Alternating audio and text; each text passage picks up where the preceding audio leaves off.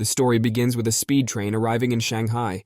The conductor saw an attractive sleeping passenger. All the passengers left the carriage, but this young man continued to sleep soundly. The conductor had to wake up the sleepyhead. She said they were in Shanghai. The smiling guy thanked the conductor for bringing him back from the realm of Morpheus and hurriedly left the carriage. The crowded Shanghai is one of the top cities in the world. Nilwang hadn't been here for 3 years. Now he is back in this metropolis. In an instant, the boy was drowned in the huge crowd and the noise of the streets. He seemed to be walking at a leisurely pace. A myriad of memories raged in Nelun's mind. He must have had many adventures in Shanghai. Time flies like an arrow. Everything flows, everything changes. The young man realized that Shanghai had changed dramatically in 3 years. But don't get too bogged down in past memories and sad about what you can't get back. You have to move on. Or trust the escalator that is taking you to new adventures. Ne Luang thought that one of the main attractions of Shanghai was the beautiful women. Here, you can find beautiful women everywhere. They are all different and unique in their own way. This stranger immediately caught the guy's attention. He thought that a girl like that could be a killer. What kind of soul is this girl and what does she hide deep in her heart? It's hard to say. After all, her soul and heart are hidden behind huge hills. This woman is good in all angles. Lots of appetizing places everywhere. The boy followed the girl like a dog. I guess their paths must have crossed. Often we are not the ones looking for adventure. They quickly find us. Suddenly, right at the station, the thief pulled out a purse in the women. This was the beginning of our main character's new adventures on his return to Shanghai. You can't hide anything from an eagle's eyes. They see everything easily. The superhero immediately noticed the theft. He decided to return the purse to the pretty girl. The bandit was instantly caught in the act. There was no escape from the superhero's grasp. The imperturbable Ne Luang said that life sometimes makes us do desperate things. But he advised the bandit to give him the woman's wallet. The pickpocket was surprised to be caught. He asked the guy to stay out of his business. However, Ne Lun continued to hold the thief by the shoulder. He was completely unafraid of the criminal. The words didn't seem to have any effect on the bandit, so Ne Luang decided to use physical force.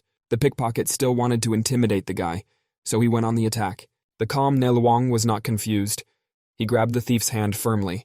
The goal was achieved easily and quickly. Apparently, the bandit realized that it was useless to resist, so he decided to get rid of the wallet. Ne Lun was ready to repel the thief's next attack at any second. He offered his opponent a challenge. The superhero's eagle-like confident gaze pierced the thief. The criminal was desperate and decided to retreat. Ne Luang was dissatisfied with the security service.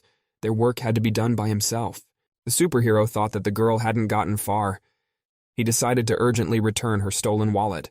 Ne Luang finally caught up with the young woman. He asked her to stop. The girl heard her name being called.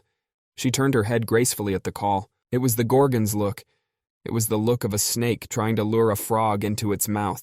And this is the look on the rabbit's face when he sees a tasty carrot, a naive rabbit. The stranger suddenly asked for a guy to hold out his hand to her. Why does she need a man's hand? The superhero didn't expect this turn of events. He just wanted to return the wallet to the girl. Ne Luang thought that the stranger would write her phone number on his hand. Well, what else could she do with his hand? The girl made another earnest request as the superhero held out his hand to her. It didn't seem to be a request, but an order. The astonished fellow said he did not want thanks, and he was greatly surprised at the insistence of the formidable stranger. But in the end, Ne Luang decided to give his hand to the girl. However, he kept his heart. It seems that our main character has met a real great chiromancer. Apparently now he will be told his fate by his hand. What's this? Are those the kind of wedding rings in Shanghai? Why is Ne Lun angry? What games has the attractive stranger decided to play with him? The confused superhero didn't know who he was facing. He didn't understand what the stranger was going to do to him. The girl turned out to be a police officer who tracks down pickpockets at the station. She said that Ne Lun had stolen a wallet. She told him to follow her to the police station. In no time, the superhero turned into a sleazy pickpocket. His reputation was ruined. The dazed guy tried to explain that he is not an elephant, or rather, not a thief. After all, it was he who took the purse from the criminal and returned the stolen item. Do no good and you won't get evil. The girl said that Ne Luang was not only a thief, but also a great liar. The poor guy didn't think he'd have such a fun meeting in Shanghai. Why is fate so cruel? The detainee walked too slowly and very reluctantly to the station. His back soft part of his body was injured because of this. The police officer's name was Tan Yin. She told her colleagues that she had apprehended a pickpocket and asked for backup. In fact, our protagonist was a secret agent, and now he's been arrested as a petty criminal in Shanghai. It's a free cab. All you have to do is do some little mischief and you get a free ride. The traffic police work around the clock. This is one of its offices. Fate is an unpredictable thing. A superhero secret agent finds himself in handcuffs. Police officer Tang Yin was ready to give the disgusting pickpocket a tough interrogation. For her, the law comes first. The detainee wasn't too sad. He was even smiling. The pickpocket's smile annoyed the police officer. Apparently, she thought that the suspect was behaving very brazenly and self-confidently. Suddenly, the bold criminal said that the girl's police uniform suited her. She looks better in that uniform. Sometimes it is hard to look a police officer in the eye and answer questions clearly. There are things that confuse you and make your heart beat faster. The young shameless man scrutinized the girl, and suddenly declared that something about the police officer was quite tiny. The bewildered girl blushed. She could not understand what was small. Was it her nose? The suspect became a psychologist for a moment. He began to calm the embarrassed girl and asked her not to get angry. Ne Luolun said that there was no need to attach importance to his words. He was just complimenting the girl, and to his belief, she seemed smaller and more slender in her uniform. The girl started asking questions. She asked what the detainee's name was. Many questions came to Nalun's ears. The police officer even asked what gender the pickpocket was. Tang Yin asked what the guy's occupation was. What does he do? What does he do for a living? The guy responded in a very calm manner. The suspect said he was a supervisor. The police officer obviously didn't like the answer. Apparently, she thought the guy was lying to her once again. However, Naluang behaved very restrained. The guy said that what he said was the truth. He is the CEO of Angel Foundation. The police officer freaked out. She thought the guy's every word was a lie. The company Angel Foundation was founded recently. It is quite successful and is known in almost all Eastern countries. The large company Angel Foundation has grown into a commercial giant in just 3 years. Isn't our main character the CEO of this company? The infuriated police officer was convinced that the boy was a member of a pickpocketing ring. She wanted to know Nalun's position in the group and who his accomplices were. The poor man was already tired of the same questions.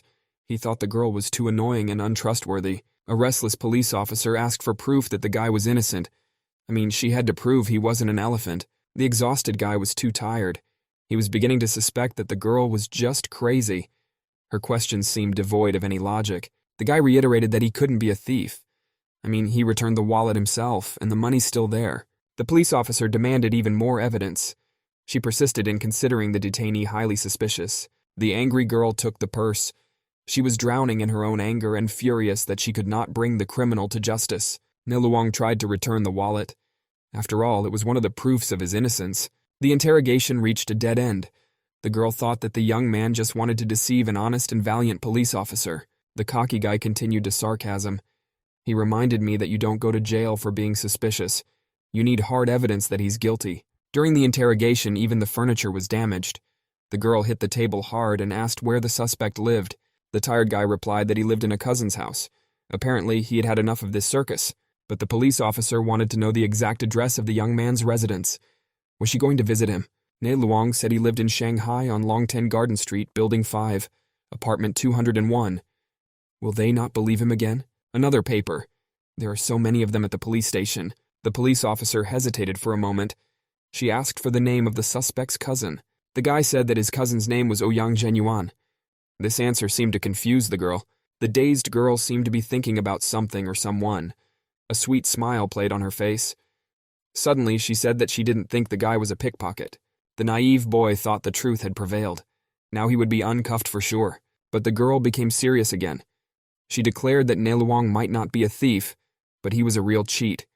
The officer didn't believe that the guy was the CEO of a big company. The police officer further said that there are no cousins in Ouyang Zhenyuan. She asked her not to be misled and not to make a fool of her. The guy didn't give up. He suggested that the police officer check the information he had given and then accuse him of something.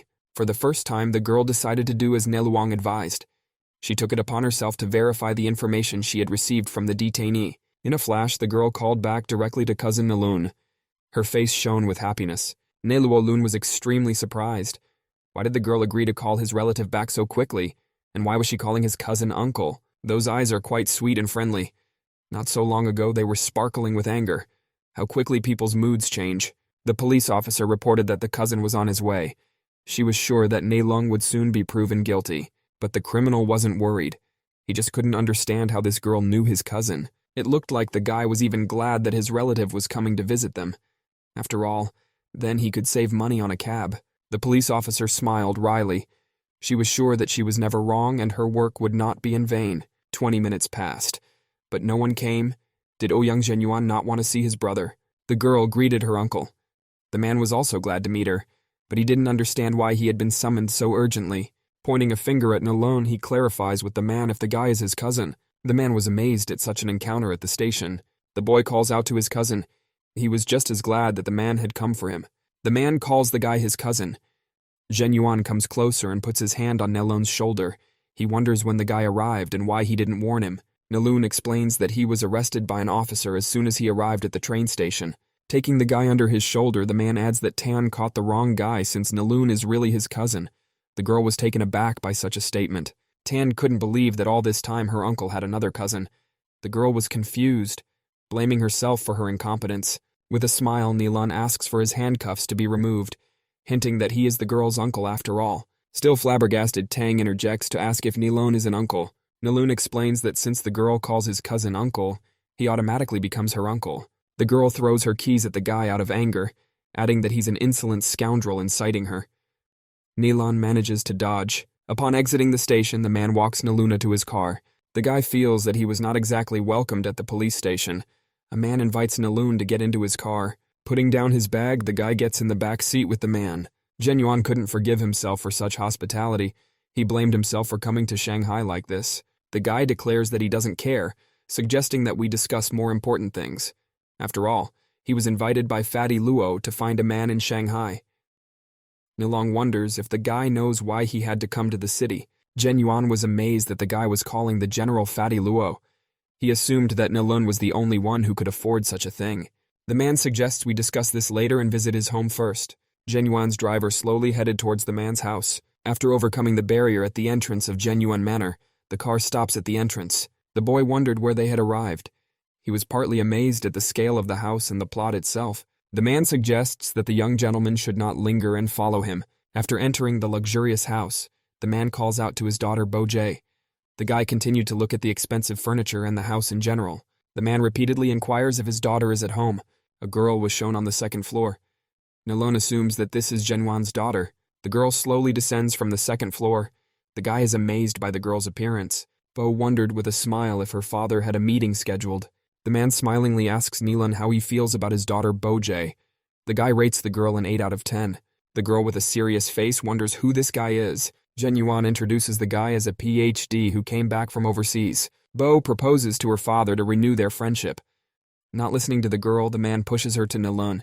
He asks her to underestimate his daughter because she is one of the top 10 talented piano students. The guy and the girl froze. They looked at each other in silence. Zhenyuan adds that the couple is to get married in 2 months. Everyone was stunned by such a statement. The girl angrily states that she doesn't understand how her father came to this and is trying to pass it off as a stranger. The man with a serious face reminds her that the couple has 2 months to get acquainted. Tired of arguing, the girl sits down on the couch. She declares that she will never marry a stranger in her life. Nalun notices that the girl is much nicer when she is angry. The girl calls the guy a rascal, after which she throws a pillow. With a smirk, the guy adds that even though the girl acts like a girl, Bo still has feminine features. The girl got even more angry, after which she decided to attack the guy.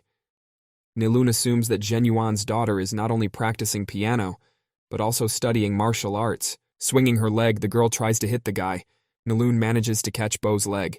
The girl couldn't understand why she couldn't move her leg. The boy lowered his head, after which he throws the girl aside with all his might. Bo falls on the couch before he can react. The guy is writing down a greeting to the girl. Unable to admit defeat, the girl reiterates that she's going to finish the guy off. The man, not wanting to continue watching the fight, manages to grab the girl's fist. He reminds her that it is not proper for a decent girl to fight. Frustrated, the girl wonders why her father is siding with an unknown guy. Zhenyuan reminds her that Nalun is now her fiancé and should not be treated like that. Without listening to her father, the girl abruptly runs upstairs saying that she no longer loves her father. The man runs after the girl. Nalun watches in silence. After catching up with the girl, the man explains that he had his own reasons for doing so. After pushing her father's hand away, Bo decides to complain to her grandfather. Zhenyuan silently watches as the guy sits down at the table in the living room. The man explains that the guy holds 25% of the stock in his entire company. He also reminds her that the company's business is doing poorly. The girl covers her mouth and suggests that her father has sold her out. Genuan explains that this is a temporary measure, and he will cancel the engagement when the time comes. The girl decides to question whether her father is telling the truth. Covering his eyes, the man declares that this is the purest truth, and he swears it. Through her tears, Bo adds that her father needs to hurry, as she won't be able to bear it for long. The girl closes the door in her father's face. Back in the living room, the man holds out a letter of recommendation from the university. Genuan adds that from tomorrow, the guy will study together with Boji to develop a mutual relationship. Putting out his cigarette, Naloon wonders what the man meant by claiming marriage. Genuan explains that it is old man Ye's idea. Heading for the exit, the man explains that he has a couple meetings to attend. The boy is left alone in the living room. The whole house was at his disposal. At this moment in the office, a large man inquires about Zifeng's current whereabouts. One of the subordinates reports that the boy is currently staying with Mr. Yu Yang. The man wonders what the guy knows. It is unclear to him what else the guy needs when there is so much money. The man reminds them that they have protocol to follow and obey. One of the subordinates suggests that since the guy is in Shanghai, the situation in the city might escalate. The chubby man thinks that as long as the guy is in Shanghai, it won't happen. The subordinate recalls the Shanghai Dragon Soul Team massacre and the fact that after losing 9 people, no one ever appeared there again. The plump man stands up from the table. He adds that Zhen Yuan is an excellent target to identify all the opportunists. They only have to wait.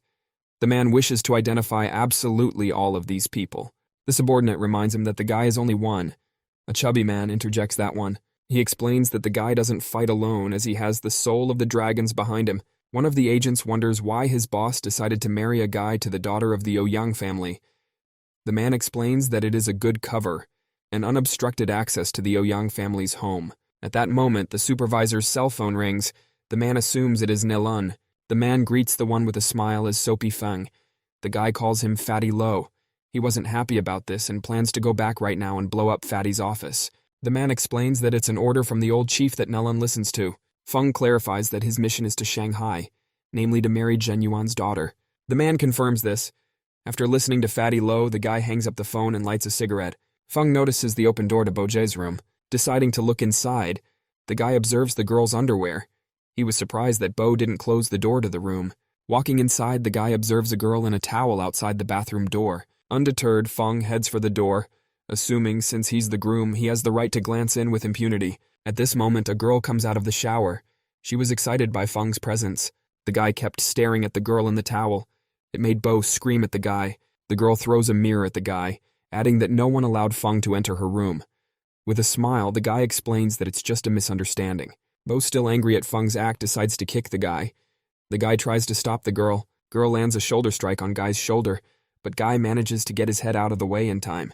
Without any words, the guy pounces on the girl and takes her by the legs. Feng takes the girl in his arms, which made the girl even more indignant. Bo continued to call the guy a scoundrel. The guy puts the girl on the bed and heads for the exit at a pace. The girl kept calling the one a shameless rascal.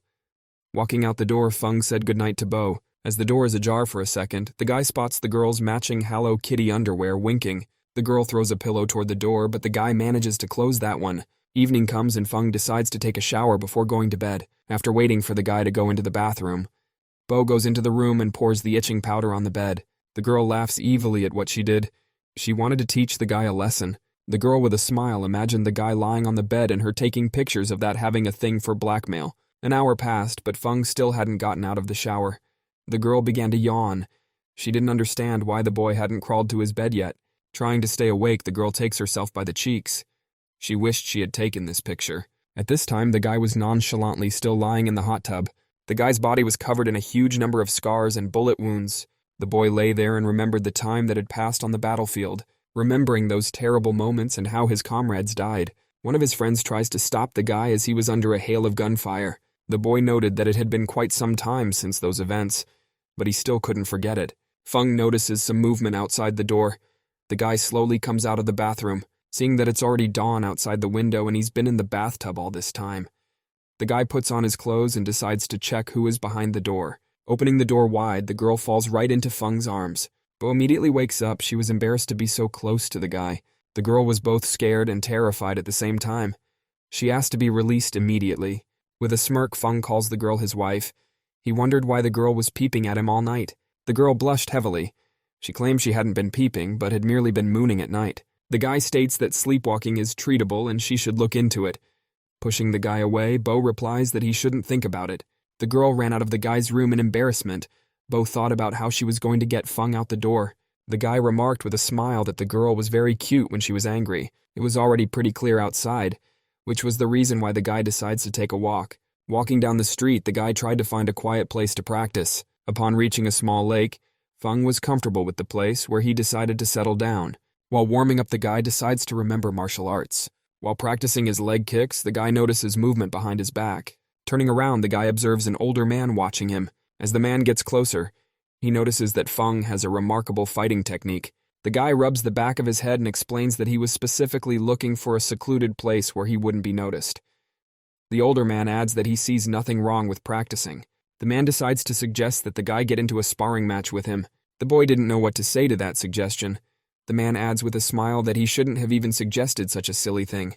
Fung explains that it's not about desire, it's about his inexperience, so the guy doesn't want to disappoint the man. The man decides to have a light sparring session after all. Standing up in a stance and exchanging a few techniques, Fung notices that the man is a martial arts master. The man performs another technique and hits Fung's arm.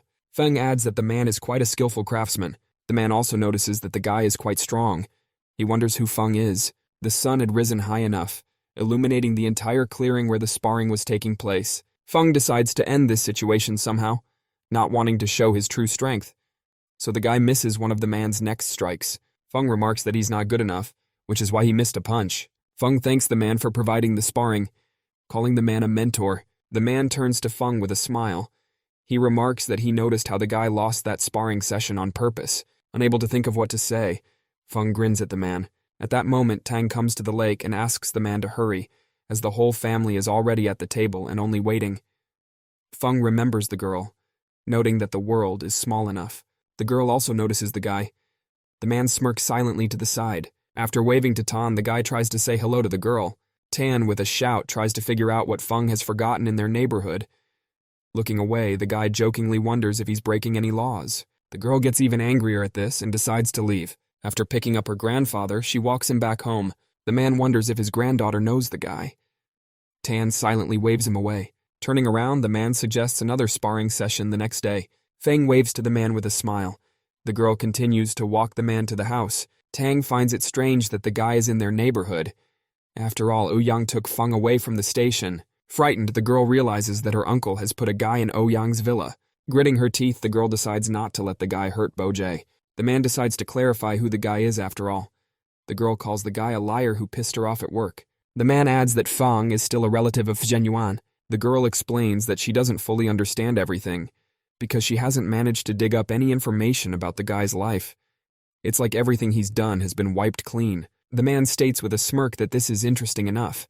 The girl wonders what her grandfather meant by interesting. The man asks not to pay attention, adding that it is likely that some people will get in trouble. The man calls Feng a good ally who will help solve many of the Ouyang family's problems. Outside the window, it was already noon. Feng had finished his walk and was heading home. After arriving at the mansion, the guy slowly heads inside. After deciding to make breakfast, the guy heads to the kitchen. Feng walks in and sees Bojie sitting at the table. The guy smilingly greets the girl, calling her his wife. Bo looks at the guy in surprise. A girl asks a guy to make her breakfast himself. With a smirk, the guy explains that dry bread and cold milk is not a nutritious breakfast. Looking into the refrigerator, the guy observes a large amount of food. Feng wonders why the girl didn't make herself a proper breakfast. Bo replies that it's none of the guy's business. Not wanting to be around Feng, the girl heads to her room to watch TV. Bo silently sits down on the couch and turns on the TV. The guy looks at the girl with a smile before turning around and starting to make breakfast. The girl continues to watch TV without paying attention to what's going on in the kitchen. Smelling the odor, the girl doesn't hold back and looks into the kitchen. She notices that it smells pretty good. The guy finishes fussing in the kitchen and puts some delicious noodles on the table. Feng invites the girl to taste his dishes with a smile. The girl, unable to hold back, slowly approaches the plate of noodles. He swallows hard from such a smell. Remembering who's in front of him, Bo stops daydreaming and turns away from the guy. Folding her arms, the girl considers not buying into such tricks with a plate of noodles. With a smirk, the guy lifts the noodles, reminding her how delicious they are. The girl blushes, thinking it's just noodles and she's not really interested in such things. Feng decides to end the argument by hinting that if the girl doesn't want to eat, he will taste both portions himself. Bo realizes that the guy is teasing her on purpose, prompting her to realize that it's pure provocation. At this point, the girl's stomach suddenly starts rumbling. Continuing to eat the noodles, the guy asks not to torture himself Bo and still taste the noodles because it will get cold soon. In her mind, the girl thinks that she will take and eat the noodles for evil so that she will have the strength to keep fighting Feng. Taking the chopsticks and lifting the noodles, the girl can once again smell the aroma of the cooked noodles. The girl was greatly embarrassed by such delicious noodles. Bo couldn't believe that a guy could make such delicious noodles. After slapping herself on the cheeks, the girl tries to wake up as she thinks it's just a hallucination. Feng decides to find out if the girl likes his noodles. Not wanting to praise the guy, the girl calls the noodles normal for a country dish. Having finished all the noodles, the girl felt great. The guy smirked imperceptibly at that. Remembering exactly who made the noodles, the girl gets up from her chair and reminds him that she's not buying just any noodles. After all, she could use a little thing like that to kick him out of the house. The guy comes closer and tries to find out exactly what Bo doesn't like about him. The guy gets closer to the girl's face. He decides to clarify if the girl liked the noodles or if they are still not tasty enough. The girl, blushing too much, thinks the guy's noodles were too spicy. Bo abruptly grabs a glass of water from the table. The girl volleyed a glass of water, which Feng was not thrilled about. The guy notices that the girl is drinking from his glass. Bo spits the water out sharply. Throwing the glass at the guy, Bo abruptly leaves the kitchen, slamming the door behind her. Taking the chin, Feng suggests that this constitutes an indirect kiss. The girl heads to the garage to get the car. Feng decides to ask Bo to wait for him. The girl is greatly pissed off by Feng's presence, so she doesn't respond to the guy's requests in any way. The girl quickly gets into the car and buckles up. The guy manages to make it to the car. Feng opens it and reminds him that the girl should not walk so sharply, because she might get indigestion. Pointing her finger at Feng, the girl demands that the guy stop calling her wifey. With a smirk, the guy asks the girl to calm down and stop blending in like that. The girl asks Feng to leave the car as she is late for a couple. The guy explains that he needs a couple too, since they are now in the same college.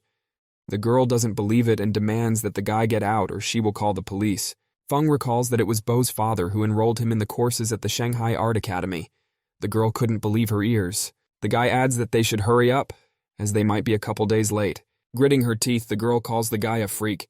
Feng's mere presence pissed her off. The girl sharply hit the gas with anger and switched speeds. Feng was shocked by this. The girl is speeding down the highway, heading towards the city. The guy holding onto the handrail reminds her that they are in the city limits, not on a racetrack. The girl is not interested in this and offers to get out to the guy. With a smirk, the guy recalls being a regular at illegal races. The girl stops abruptly and demands that Feng get out of the car. The guy looks around and interjects, since they were headed to the university. The girl explains that the guy should walk 100 meters and turn left. The guy asks if his wife will go with him. The girl repeatedly demands that he get out. With a smirk, the guy gets out of the auto. Shoving his hands in his pockets, the guy agrees. The girl asks Feng to stop. The guy notices that the girl is already lonely without him. The girl asks not to tell anyone about the situation they are in now. Taking in the back of his head, the guy agrees with the girl. With a smirk, the guy clarifies if he is to be rewarded for his obedience. The girl, holding something behind her back, interjects about the award. Stepping closer to the guy, Bo punches the guy in the stomach with all her might. She clarifies if it was for the reward. It makes the guy curl up in mimicking pain. At this point, he anticipates danger and reacts immediately. The guy grabs the girl and throws himself to the floor, covering Bo's body. Several bullets hit right through the side window of the car. An assailant with a gun looks out of a blue passing Jeep. The unidentified man has his face completely covered. The girl screams in fear, clinging to the guy. A guy decides to kiss a girl on the lips. The girl closes her eyes and kisses the guy back. Unknown persons, seeing no other way out, immediately try to escape. The girl pressed her whole body against the guy. Feng was fine with that. The girl looked at the guy with confusion. Bo clarifies with a shout if the guy is looking for death. The guy explains that he did it to save Bo J. Pointing a finger up, the guy offers to do it again one more time. Out of anger, the girl pushes the guy aside. After coming to her senses, the girl gets back behind the wheel. She was still embarrassed by Feng's action. Embarrassed, the girl points out that the guy isn't really that useless. The guy, smirking silently, continued walking towards the university. Crossing the road, the guy thought the whole event was strange. Feng realized that the unknown's target was actually Ouyang Boje. The lad was gradually beginning to realize the purpose of his arrival in Shanghai. The guy was reviewing his college application. Feng wondered what other surprises Boje would bring. Reading the document, the guy continues walking down the street. Feng looks around. He assumes that he should report to Rector Yang to formalize his admission. Upon arriving at the Shanghai Academy of Art, it seems to the guy that the building looks more like some kind of cathedral than an educational institution. Putting his hands in his pockets, the guy silently walks past the crowd and heads into the enclosure. Approaching the rector's door, Feng assumes that it is behind this door that his office is. Feng decides to knock on the door before going in. Strange sounds could be heard outside the door. A woman's voice called the rector adorable, which greatly startled Feng. The boy stood outside the door for a bit but still decided to go in. Opening the doors, Feng greets the rector with the purpose of asking one question. The girl in the rector's office notices the door opening. The girl and the rector were startled by the boy's presence. The rector gets up from the couch and demands to explain himself to Feng, clarifying which group he's from. Picking at his ear, the guy explains that he's just come about it. The rector, slightly annoyed, asks the student to come out and knock again. With a smirk, the guy turns around and heads for the exit. Stepping out the door, the guy closes it behind him. After a few seconds, the guy knocks again and the rector allows him to enter. The rector and the embarrassed girl stood by the table in costume. The man immediately clarifies the purpose of Feng's visit. The girl fearfully heads for the exit. The guy puts in an application and explains that he's here to enroll at their university. The man explains that it's not September anymore, and all filing deadlines have long since passed. Feng still looked at the rector with a smile. The rector orders the guy out of his office. The guy introduces himself as Yezi Feng, and also reminds him that these are recommendations from Ouyang. The man was startled by this. He interjected it was from Ouyang Zhenyuan. The man runs up to the guy and explains that he is aware of the guy's arrival, and the guy shouldn't worry. The rector immediately bustled about and decided to offer to give a tour of the university, as well as guide me to the correct classroom. Putting his hands in his pockets, the guy heads towards the exit, Feng thanking Rector Yang for such hospitality. The man leads the boy down the hall. Feng follows nonchalantly. The man is very concerned about what has happened. The guy averts his gaze and explains that he doesn't remember anything of the sort. The man rejoiced, adding that Feng would go far. Slowly, the rector leads the boy to the rehearsal room. The man knocks several times, wanting to enter the office. The boy, along with the rector, walks into the office. There was a girl sitting at the piano. She turned her head toward the rector and looked at him questioningly. The rector asks Feng Lan to come over for a moment to talk. The girl slowly approaches the man and clarifies what the man wanted. The rector explains that the guy's name is Feng, and he's starting a piano major. A man introduces Feng Yu, a girl, as his first-year piano teacher. The rector says goodbye, eager to get back to his work. He confides in Feng Lan's teacher. Fen pulls his hand out of his pocket and greets his new teacher. The girl silently turns around and asks not to detain anyone. Feng, not understanding the girl, continues to stand. Sitting down at the piano, the girl asks to take Feng's seat. The entire auditorium was filled with a large number of students. In the middle row was Bojie. The girl tried to cover herself with her textbook so the guy wouldn't notice. Feng took a quick look around the hall and saw where Bojie was sitting. After climbing a few steps up, the guy slowly sits down next to the girl. The girl was even more angered by Feng's presence. The guy put his hands behind his head and sprawled out at his desk. The entire audience was surprised that the newcomer sat next to Goddess Ouyang. Everyone was quietly talking about it. The girl smirkingly decides to teach Feng a lesson. The teacher sitting at the piano asks the entire audience to calm down. As they continue the learning process, the pair ended and the bell rang.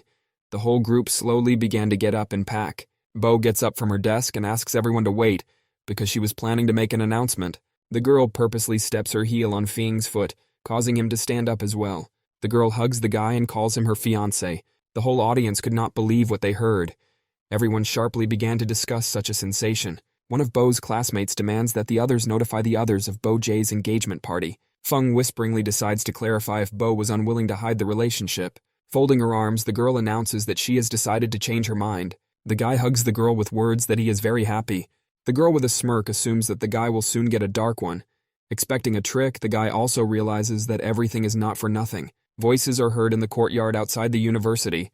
One of the guys claims to the other that he attacked the wrong person. The guy with the black belt trains martial arts. One of the subordinates runs into the hall and announces that he has some bad news. There was a taekwondo club in one of the university buildings. One of the subordinates runs into the hall and announces that he has some bad news.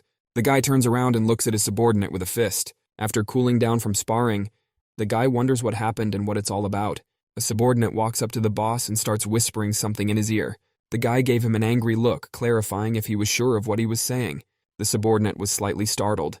He explained that Bojie herself had stated this to the entire audience. Guy suggests to his club president that he take care of it himself.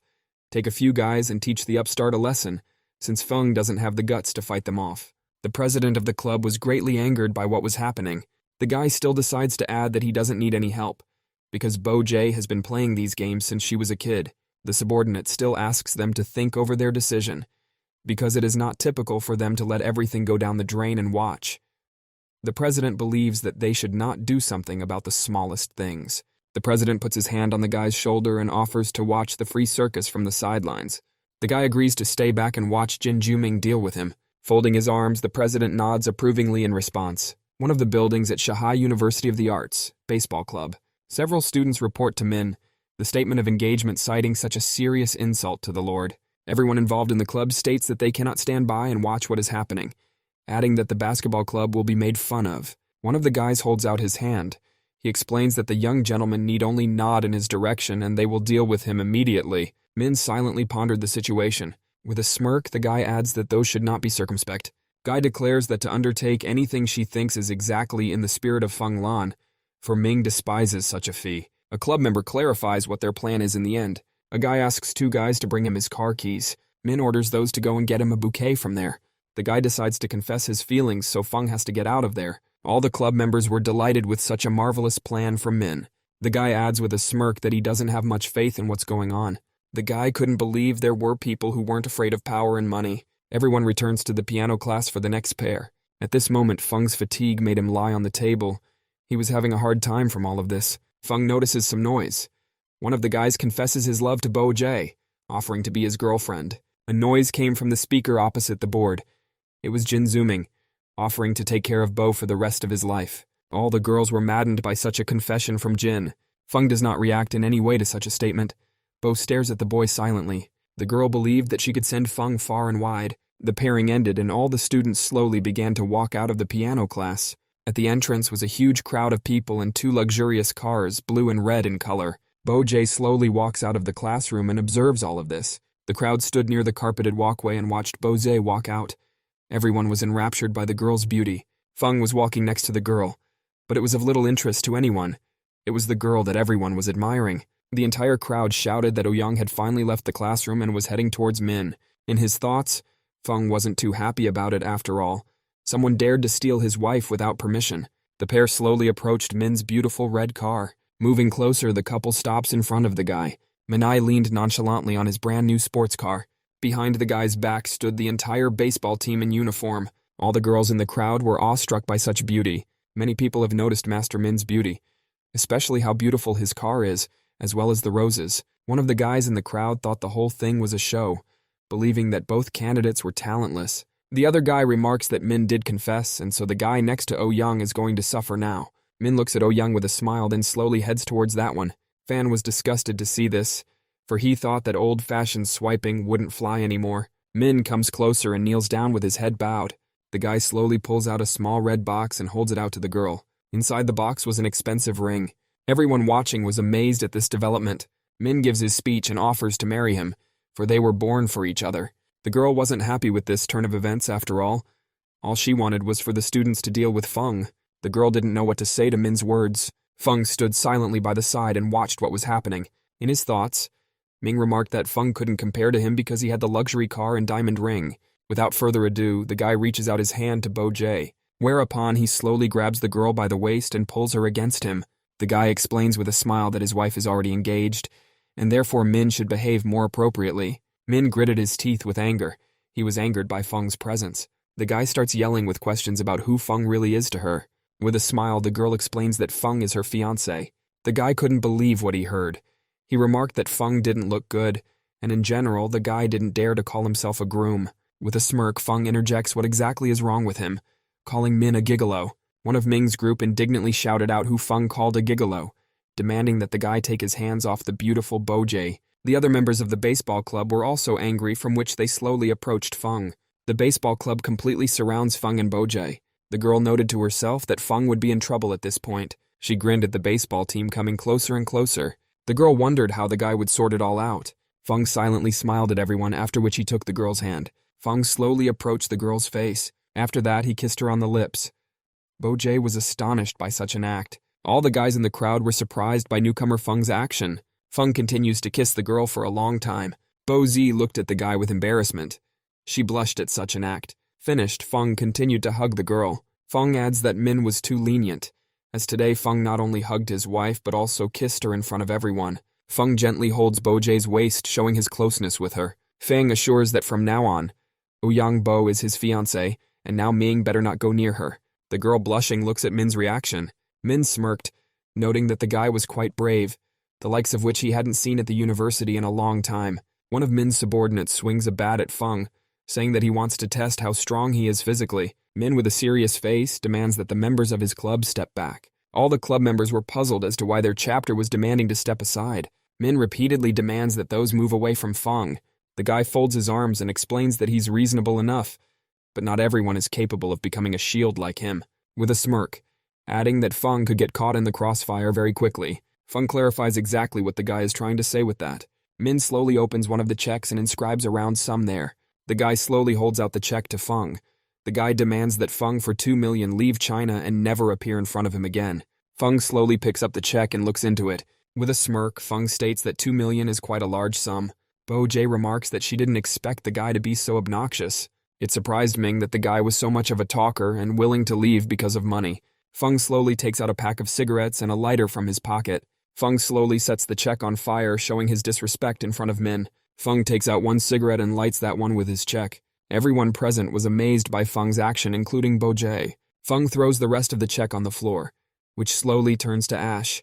The guy looks at Min's reaction, waiting for the next move. A guy in the crowd was amazed that Feng had so easily lit a check for 2 million. Many people didn't realize who exactly Feng was, but they noticed that he was quite pathos and cool. Min still couldn't believe what Feng had done. He was morally destroyed by it. Min angrily asks Feng what exactly he was trying to say with his action. Feng exhales the smoke of his cigarette right into the guy's face. With a smirk, Feng adds that he just wanted to remind Master Ming that 2 million is a lot, but not everything in the world can be bought. Feng looks into Min's eyes with a serious look. Bozi smiled. She didn't expect that Feng could be so manly. Ming clarifies if Feng wishes to decline the kind gesture. Putting his hands behind his head, Feng had little interest in this. Min declares that he will remember Feng's name and hopes to keep all that confidence until he arrives. Min and his club slowly leave the courtyard. Gritting his teeth, Min decides not to say anything more. Feng looks after the boy. Feng asks the baseball club to go slower, remarking that a $2 million cigarette is no different than a regular cigarette. Feng looks at the departing baseball club. Feng glances at Bo-jae. The guy beckons the girl over. The guy asks if the girl liked his performance. Feng adds that he finds it too beautiful to be true. The girl, unwilling to admit defeat, adds that she hasn't seen it and thinks it horrible enough. Feng moves closer and takes the girl by the waist. Bo is amazed that a guy would approach her so easily. Guy asks to be rewarded with a kiss for such a performance. Feng thinks it will be a good motivation for the future. The girl can't stand it and demands that the guy finally get off her back. The guy hadn't expected such a harsh response to his proposal.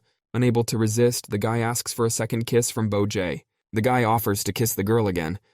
Bo doesn't know what to say. She was too embarrassed. A guy kisses a girl on the lips for the second time. The girl lowered her eyes in silence. She was furious and distraught at such actions. Feng rubs the back of his head and adds that he still has things to do and so he should run. Running away? The guy thinks he's coming late at night, so she shouldn't wait for him. A guy tries to stop a hitchhiking cab with his hand. The car pauses next to the guy. Feng asks him to take him to the Falling Snow nightclub.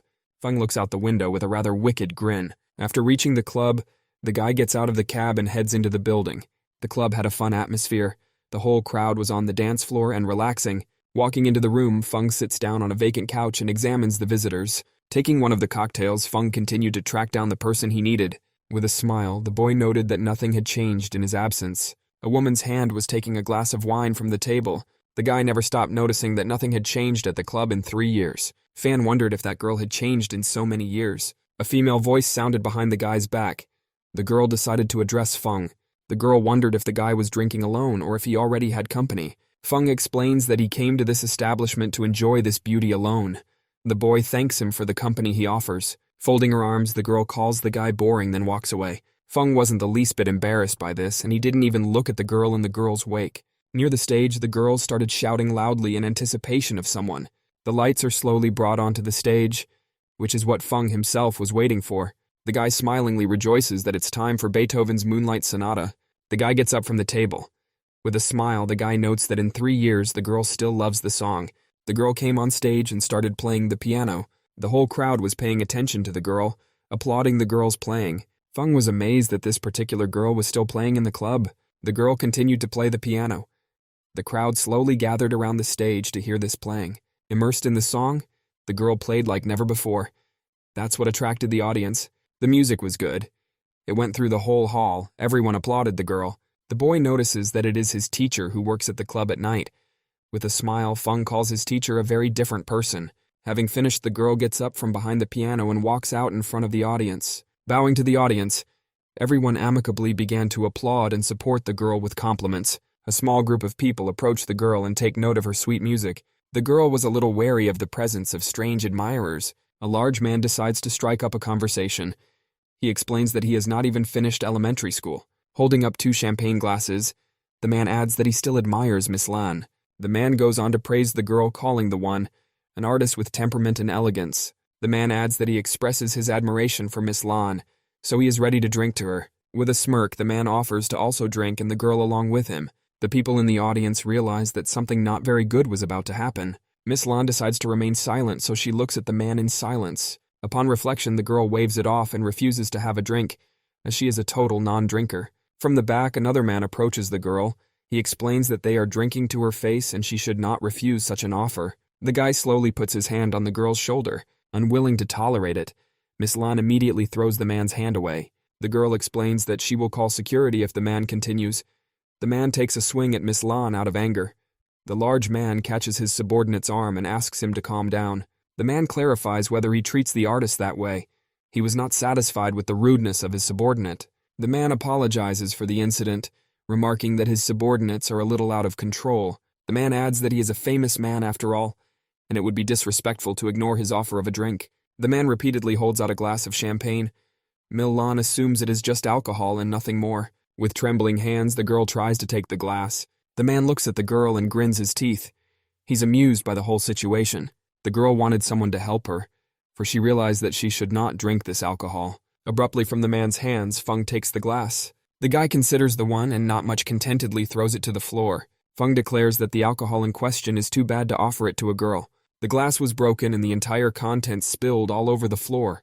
Miss Lan was astonished at such an act. The man was greatly disturbed by this, for some fellow had crossed his path. Taking the bottle in his hand, Feng offers to sit down and have a drink just with him. Feng puts a hand on the man's shoulder, trying to summon him. The man irritably turns his head toward Feng. The guy was looking at the man with an evil smile. In his right hand, he held the bottle. Feng looks at the man with a smile, expecting him to make the next move. The man turns around with a question as to who Feng is. The man states that no one dared to stand next to him, calling Feng the first to do so. A man takes a swing at a guy with words to teach him to behave more modestly. The guy starts to squeeze the larger man's shoulder, not wanting to say it again. Feng squeezed harder and harder, which was painful enough for that one. The man even trembles slightly in pain. Feng adds to roll out of the club. With those words, the guy lifts the boogeyman above his head, something the guy totally didn't expect. Then with all his might, he threw him aside. After flying across the room, the man lands near the bar. Glasses with alcohol and other things started falling on the man.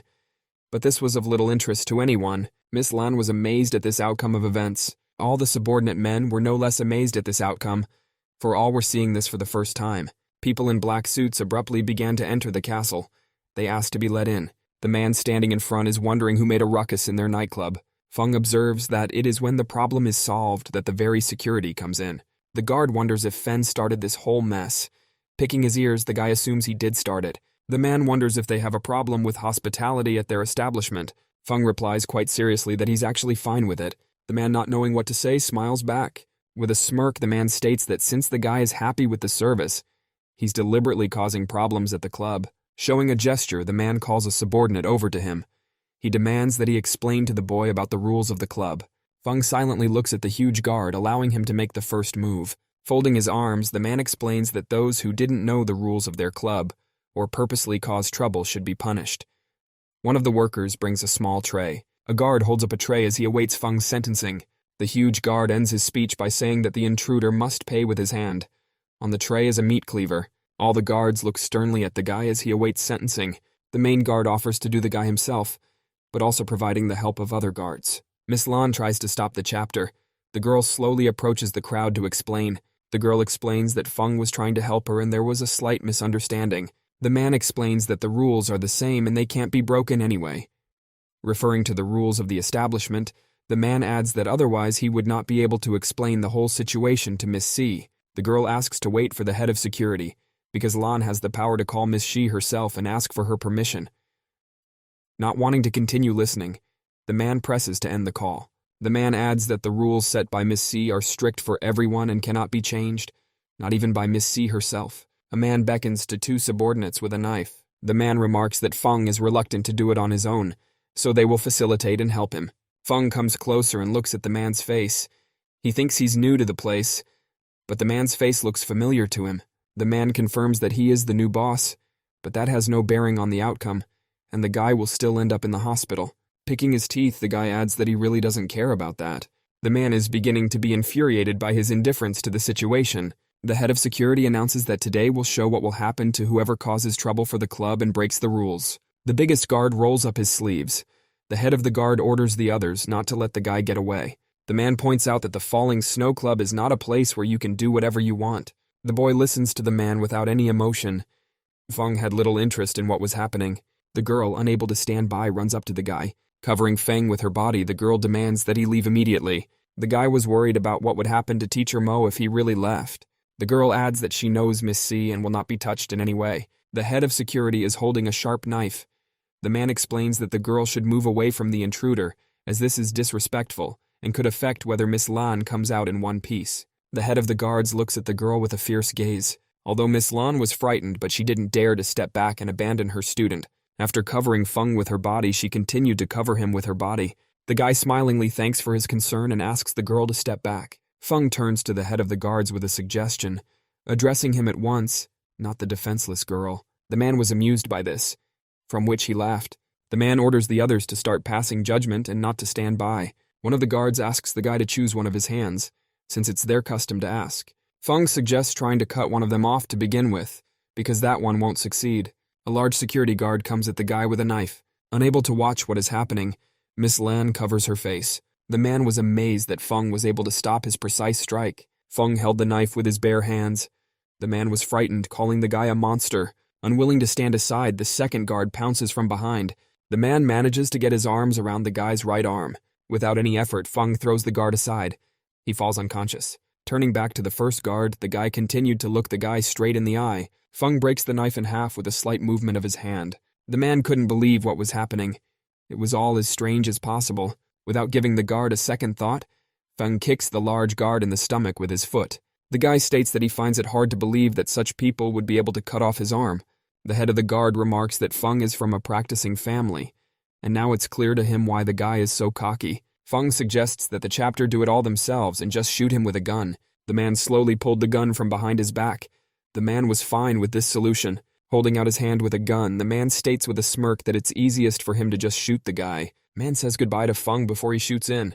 The rest of the guards were already burying Feng, for their head had a gun in his hand.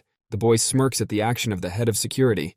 Feng tosses the clip of his pistol up, adding that he's saying goodbye, noting that early enough the man suggested he say so. The man couldn't believe what was happening as he wouldn't let Feng get close. Without giving the man a second thought, Feng quickly pounces on the head of security. Feng punches the man in the stomach with all his strength, throwing him backwards. The man is nailed to the pole with such force that it even bends slightly. Following him, a golden-colored object flew by at a tremendous speed. The man could not believe what he saw, for he knew exactly what it was. A blade with a maple leaf blade was sticking out of the wall. After this, the head of the guard was greatly frightened and did not know what to do. Feng smirks at the man kneading his fists in front of him. The rest of the guards were pretty angry at the guy's actions. They were willing to kill for their captain. The most enormous guard calls the others to attack the guy en masse and avenge the head of security. All the guards pounce with fists and knives on one Feng. The head of security with a wound on his face demands everyone to stop immediately and not to touch Feng. The man adds that he did not authorize without his orders to act and attack the guy. All the guards stopped and could not understand what the head of the guard means. With difficulty, the man swallows a lump. He was tense. Through force, the head of the guard approaches Feng. After getting close enough, the man quietly clarifies if Feng is the night judge. The guy waves it off, explaining that since the head of security realized it himself, he shouldn't have said it out loud. The man immediately bows to the guy and apologizes repeatedly. Feng, with a serious face, decides to address the head of the guard one last time. The guy remarks that the man was able to recognize a maple blade. adding that means the head of security works in this field not so little. The man still prostrate before Feng explains that he's only recently been working at the Falling Snow Club. The head of security adds that he was transferred here just 2 years ago to help Miss C run the nightclub. Feng remarks that he's not surprised that the head has only been here for 2 years, since he hadn't seen him here before. Feng turns away, heading towards Miss Lan. Guy adds one last thing to give the maple knife to Simon Snow with a message that he's back and ready to drink with him when he has time. Approaching Miss Lan, the guy offers to leave the nightclub already and take the girl home. Miss Lan agrees to the guy's proposal. Feng extends his hand to the girl. Feng takes the girl's hand and leads her to the exit. The guards were unhappy with the head guard's decision. They were all gritting their teeth about it. One of the guards swung his knife in front of the guy, showing his respect in front of Fan Yam. The guy nonchalantly continued to head towards the exit. The guards parted and let the girl and Feng pass. The head of security pulls out a maple tree from the wall. Sitting down at the table, he begins to look at it. The man was amazed at the quality of the knife. He stuck that one into the table. A man swings a knife, testing how practical it is. Looking into his reflection of the knife, the man remarks that the knife is so sharp that it is ready to pierce even a marble column. A huge guard approaches the head and tries to find out who the guy was after all. The man didn't understand why they had to let him go. After all, they wouldn't be able to explain it to Miss C. The head wonders if the guards would still be able to handle him. The guard didn't know what to say to that. The head adds that those should not worry, as he will report the incident to Miss Yi himself. The guards approach and wonder what the mystery of this broken knife is. The chapter explains that the knife itself is nothing of value, but its wielder has been massacring anyone who gets in his way. The men were at a loss as to whom their head was talking about. The head clarifies if those still want to know his real name. It seems to the head that the men will not be able to believe what they hear, but he decides to tell nonetheless. Head adds that the owner of this maple knife had the most recognizable nickname in all of China. After all, his name is Night Judge. The image of Feng in his maple blade suit appeared in front of the men's eyes. One of their guards falls over from fright. He asks if the guy was the judge. The second guard couldn't believe what he was hearing. The head demands that everyone calm down and stop being so loud about it. Feng slowly walks out of the establishment. The head adds that this is the kind of name that should not be called out loud. Upon reaching the car, they get into a small red car. The guy laughingly adds that he was the one who was supposed to drive the girl home. Feng apologizes that Miss Lan had to lead him home in reverse. Miss Lan explains that she hasn't had time to thank the guy, so this will be a reward for him. The girl clarifies if it's true that the guy just arrived at Zhonghai University. With a smile, the guy interjects, "Doesn't he look like a regular student?" The girl adds that she has been to the nightclub Falling Snow before, and noticed that the guy is not acting like a student at all. The girl recalls the moment where Feng stands with his back to the angry crowd of guards without reacting in any way to the danger. Feng clarifies what's wrong in the girl's view. The guy smilingly interrogates the girl again without waiting for an answer. Miss Lan asks not to pay attention. She decides to clarify exactly where the guy lives. Looking out the window, the guy calls the orchid garden. The girl remarks that she herself lives in that neighborhood near the orchid gardens. Miss Lan clarifies why she had not seen him in the area previously. The guy in his thoughts didn't understand why he so often stumbled upon all the coincidences in this world. Feng couldn't believe that his mentor also lived in the same neighborhood. The guy explains that he arrived just recently and that's why the girl hasn't seen him. Miss Lan waved it off with a smile. She kept driving and kept her eyes on the road. Miss Lan's car was followed by a black car for a long time. The girl adds that she has another question for the guy. The girl notices that the guy has an accent, assuming that Feng isn't really from around here. The guy doesn't quite know what the girl is talking about. Miss Lan wonders how he knows Miss C personally then. Guy tries to remember when he had time to meet Miss C. The guy adds that he's actually known Miss C for a long time, calling himself an old friend of the girl's.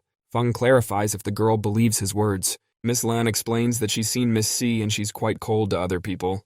Feng sighs. He remarks that at a time like this, few people can believe the truth. Feng notices a strange black car following them. I could clearly see the car in my side mirror.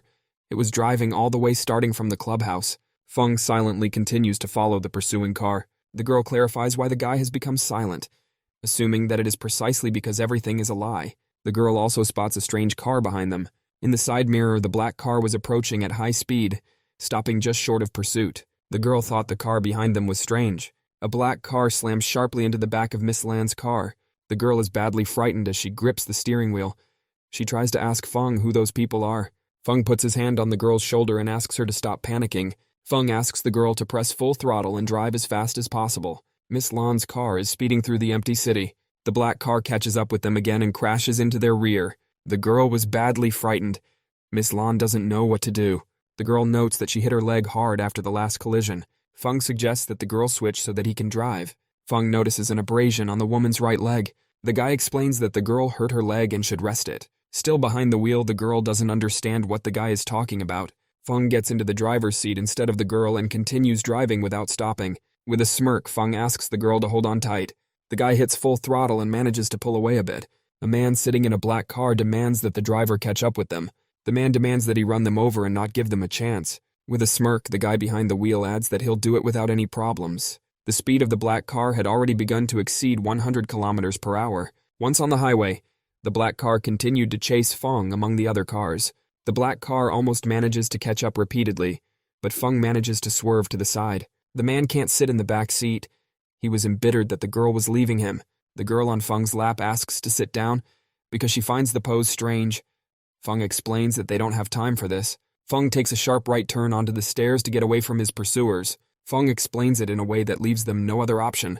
The girl was scared. She asked the guy to be more careful. Feng was confident. Miss Lan's car started down the stairs at speed. The girl was too scared and screamed. Feng held her and drove the car at the same time. Feng manages to slow down just before he descends the stairs. The girl closed her eyes in fear.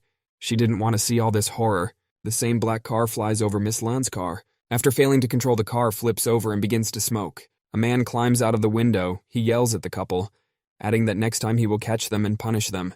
With a smirk, the guy asks again if there will be a next time. The man doesn't understand what the guy is trying to do. Feng slowly drives up to the overturned car and starts pushing the car into the sea. The car goes underwater, but the man and his subordinate manage to get out. Finished with that, the couple continues to drive to the house in Miss Lan's car. Feng takes a moment to notice that they have almost arrived and are near their neighborhood. The guy takes the girl in his arms and carries her to his house. The girl explains that she can walk on her own as the wound is not serious. Feng adds that although the girl's leg was sore from the injury, she is still brave. The guy brings the girl to the bed and puts her to rest. Feng notices that the girl's house is quite large. He finds it strange that the girl lives here alone. Miss Lan blushed heavily. She didn't understand what the guy was trying to say. The guy finds the underwear next to the couch and clarifies what it is. The girl rushes to the guy in embarrassment. She didn't want him to see this. The girl knocks the guy over and he ends up on the couch. The guy accidentally touches the girl. Miss Lan was greatly embarrassed by such a gesture. The guy doesn't immediately take his hands off the girl's body. Feng's nose was bleeding from embarrassment. Feng's nose bled with embarrassment. The girl doesn't immediately realize what's going on, silently looking at the guy. At the same second, Miss Lan screamed, calling the guy a pervert. She demanded that the guy take his hands off her. While trying to get off the guy, the girl accidentally hits the guy below the waist. This movement will hurt the guy badly, which will make him suffer a lot. The boy screamed loudly in great pain throughout the house. Feng couldn't stay still, so he started running around the room. The girl clarifies if the guy is okay. She didn't fully understand what happened to Feng. Continuing to flail around the room, the guy hits the wall and falls to the ground. Guy is lying on the ground explaining that he's fine. Feng loses consciousness. It was very disturbing to the girl that the guy was unconscious for so long after fainting. The girl was very tired, of which she started yawning, unable to keep waiting for the guy. Feng jumps up sharply after waking up. He takes a quick look around the room. The guy notices that Miss Lan has fallen asleep on his stomach. Through the dream, the girl called the guy a pervert. Her face was still flushed. Guy assumes that Miss Lan has a strong grudge against him for his actions. The guy takes the girl in his arms and carries her to the girl's bedroom. Having put the girl on the bed, the guy without waiting heads for the exit. Walking out the door, the guy slowly heads for the exit. Miss Lan stands up and mentally says goodbye to Feng, calling him the bad guy. A guy under the night sky reaches the Ouyang family mansion. Feng enters the house with a smile, wanting to take a shower and rest. The first thing the guy notices in the hall is Bo Jae sitting down. The girl was very unhappy. Rubbing the back of his head, the guy asks why the girl was up so late. The girl was dissatisfied with the guy's behavior because he did not keep track of time at all. Bo was worried about where the guy went after university. The guy moves closer, jokingly clarifying if the girl is worried about him. Folding her arms, the girl adds that the devil will take care of Feng. Bo Jae picks up a document from the table and throws it in the guy's face.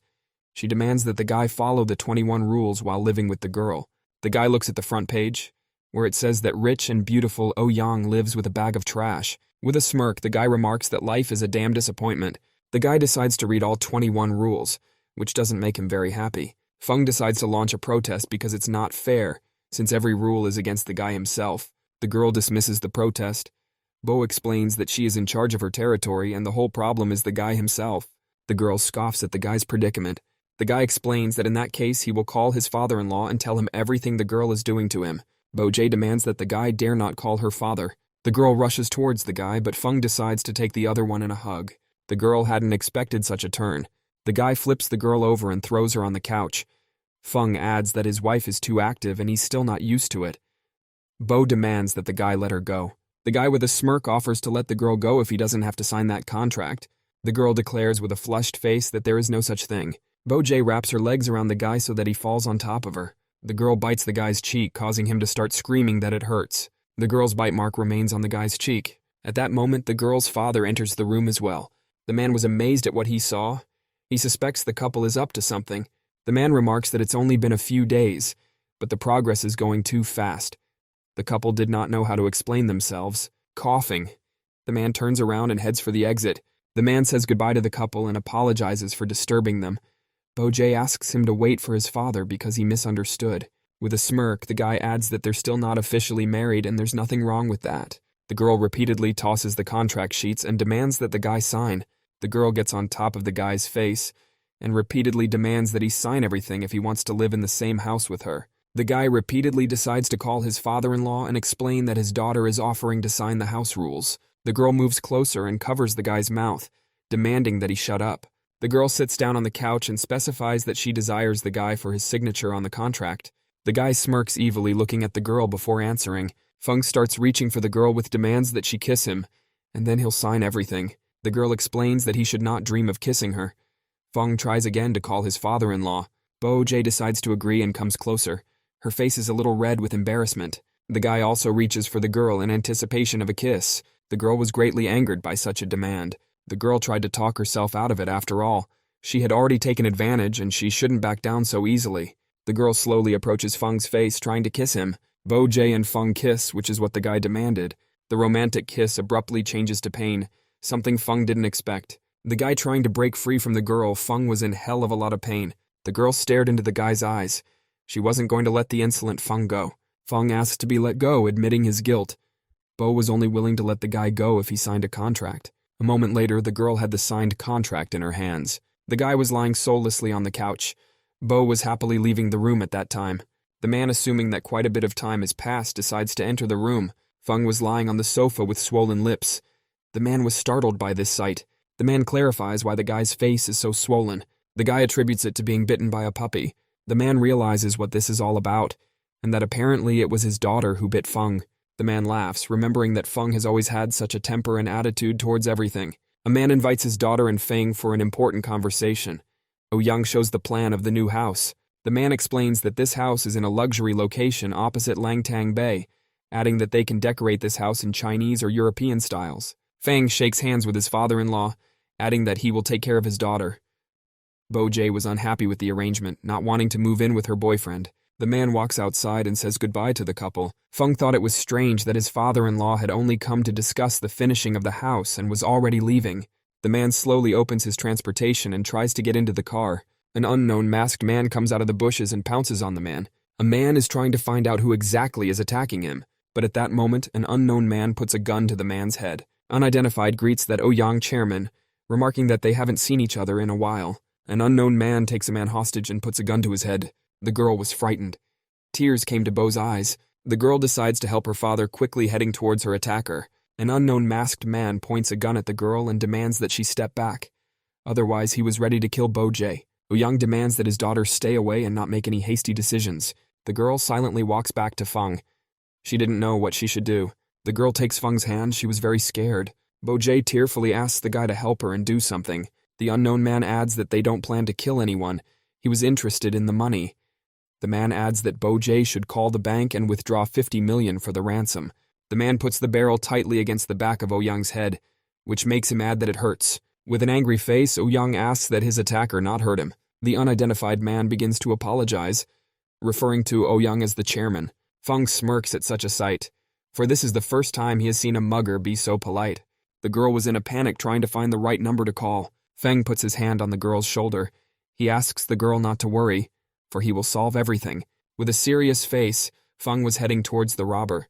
He was outraged that his father-in-law dared to use these fake robbers to guide him. The guy scoffed, seeing what the robbers were wearing. The guy noticed that one of the assailants had new car keys. The other one was wearing newly purchased stockings. Even the tag was hanging. Feng also pointed out that the weapon used by the unknown was just a fake. The guy was pretty angry about the whole show. He was clarifying why his father-in-law was trying to fool him. The unidentified men stay in character and clarify what Feng is trying to do. They also remind him that they still have weapons and can kill Oh-young. Bo-jae asks the guy to be more careful.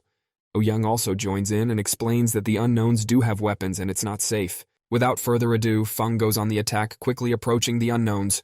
The guy quickly kills 2 robbers, from which they fall unconscious. Oh-young doesn't have time to finish his line that those might shoot, but Feng has already managed to scatter everyone. Oh-young looked around confused. Feng turns to the chairman. He is waiting for an explanation.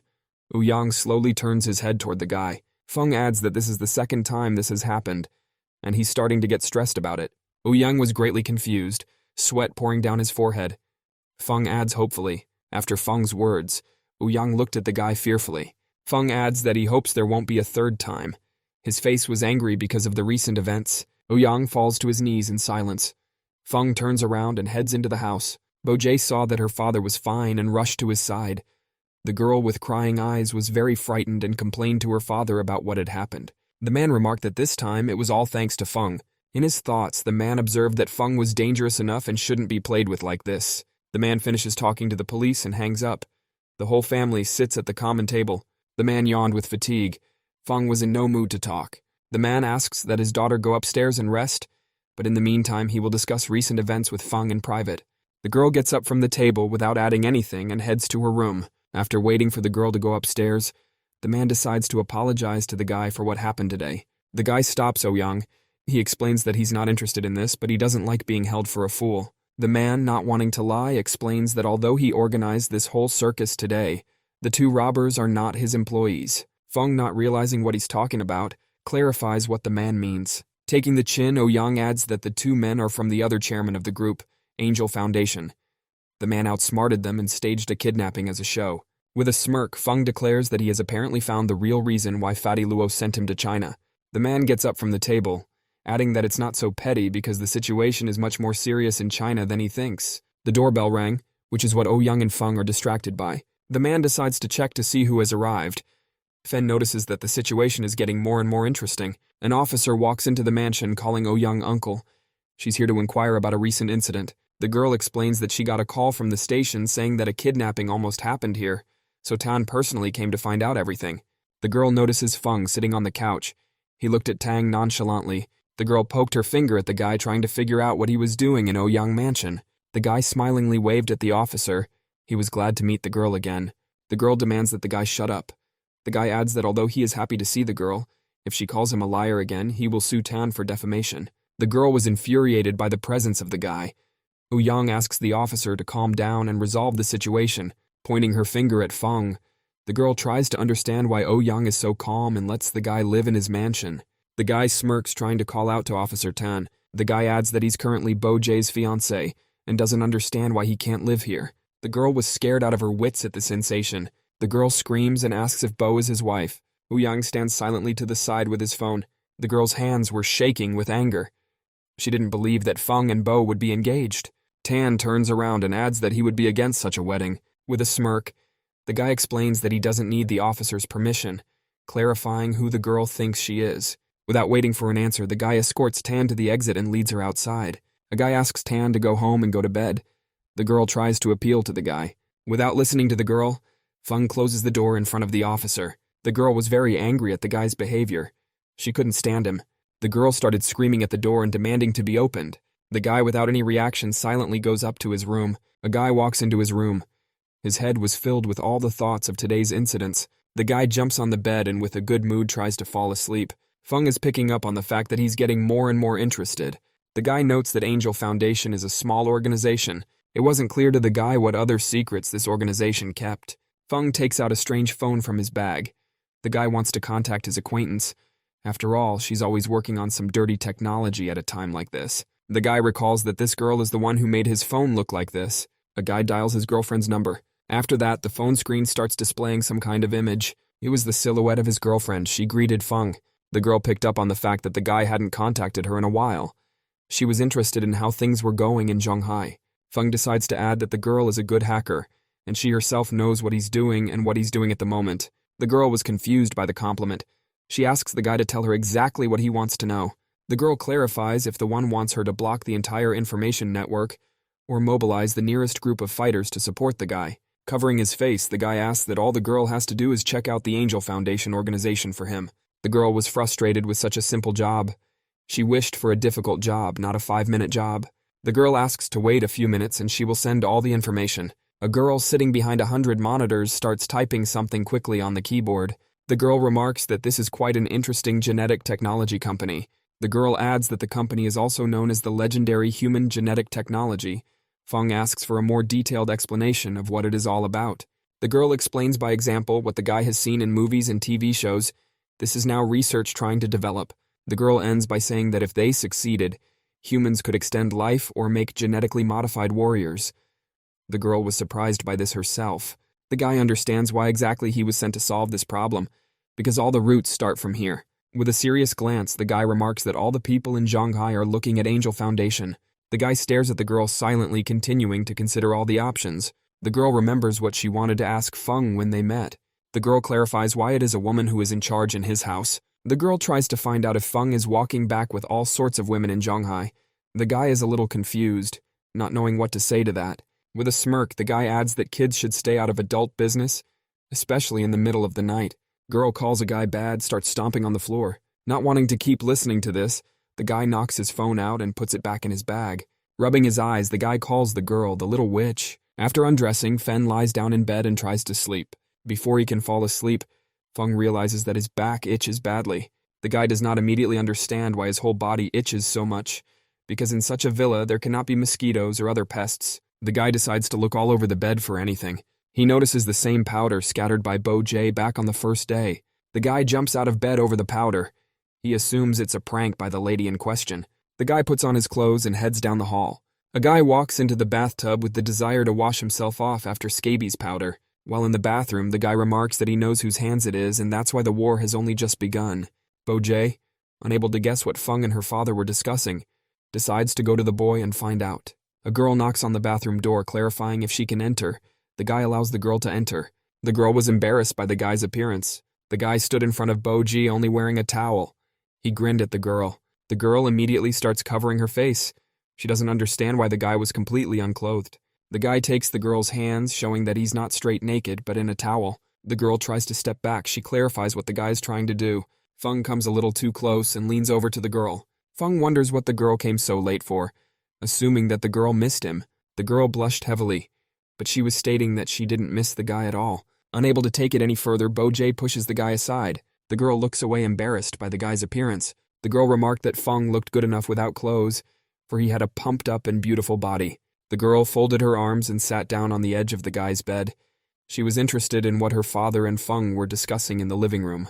With a smirk, the guy looks at the girl. He realized that Bo was completely oblivious to his trap. The guy laughed loudly, the girl looking at the guy in surprise.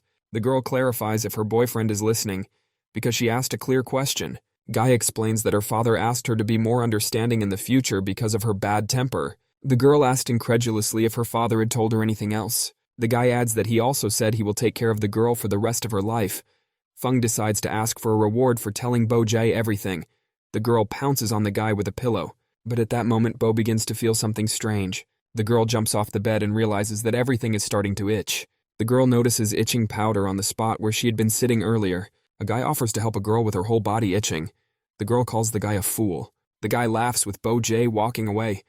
The girl leaves the room confused. Bo J is taking a bath and is already contemplating how she's going to get revenge on the guy. The guy falls asleep quickly and sleeps until the wee hours of the morning. The next day in the morning, someone knocks loudly, and the girl demands that Feng get up and open the doors. The guy quickly dressed and went down the stairs.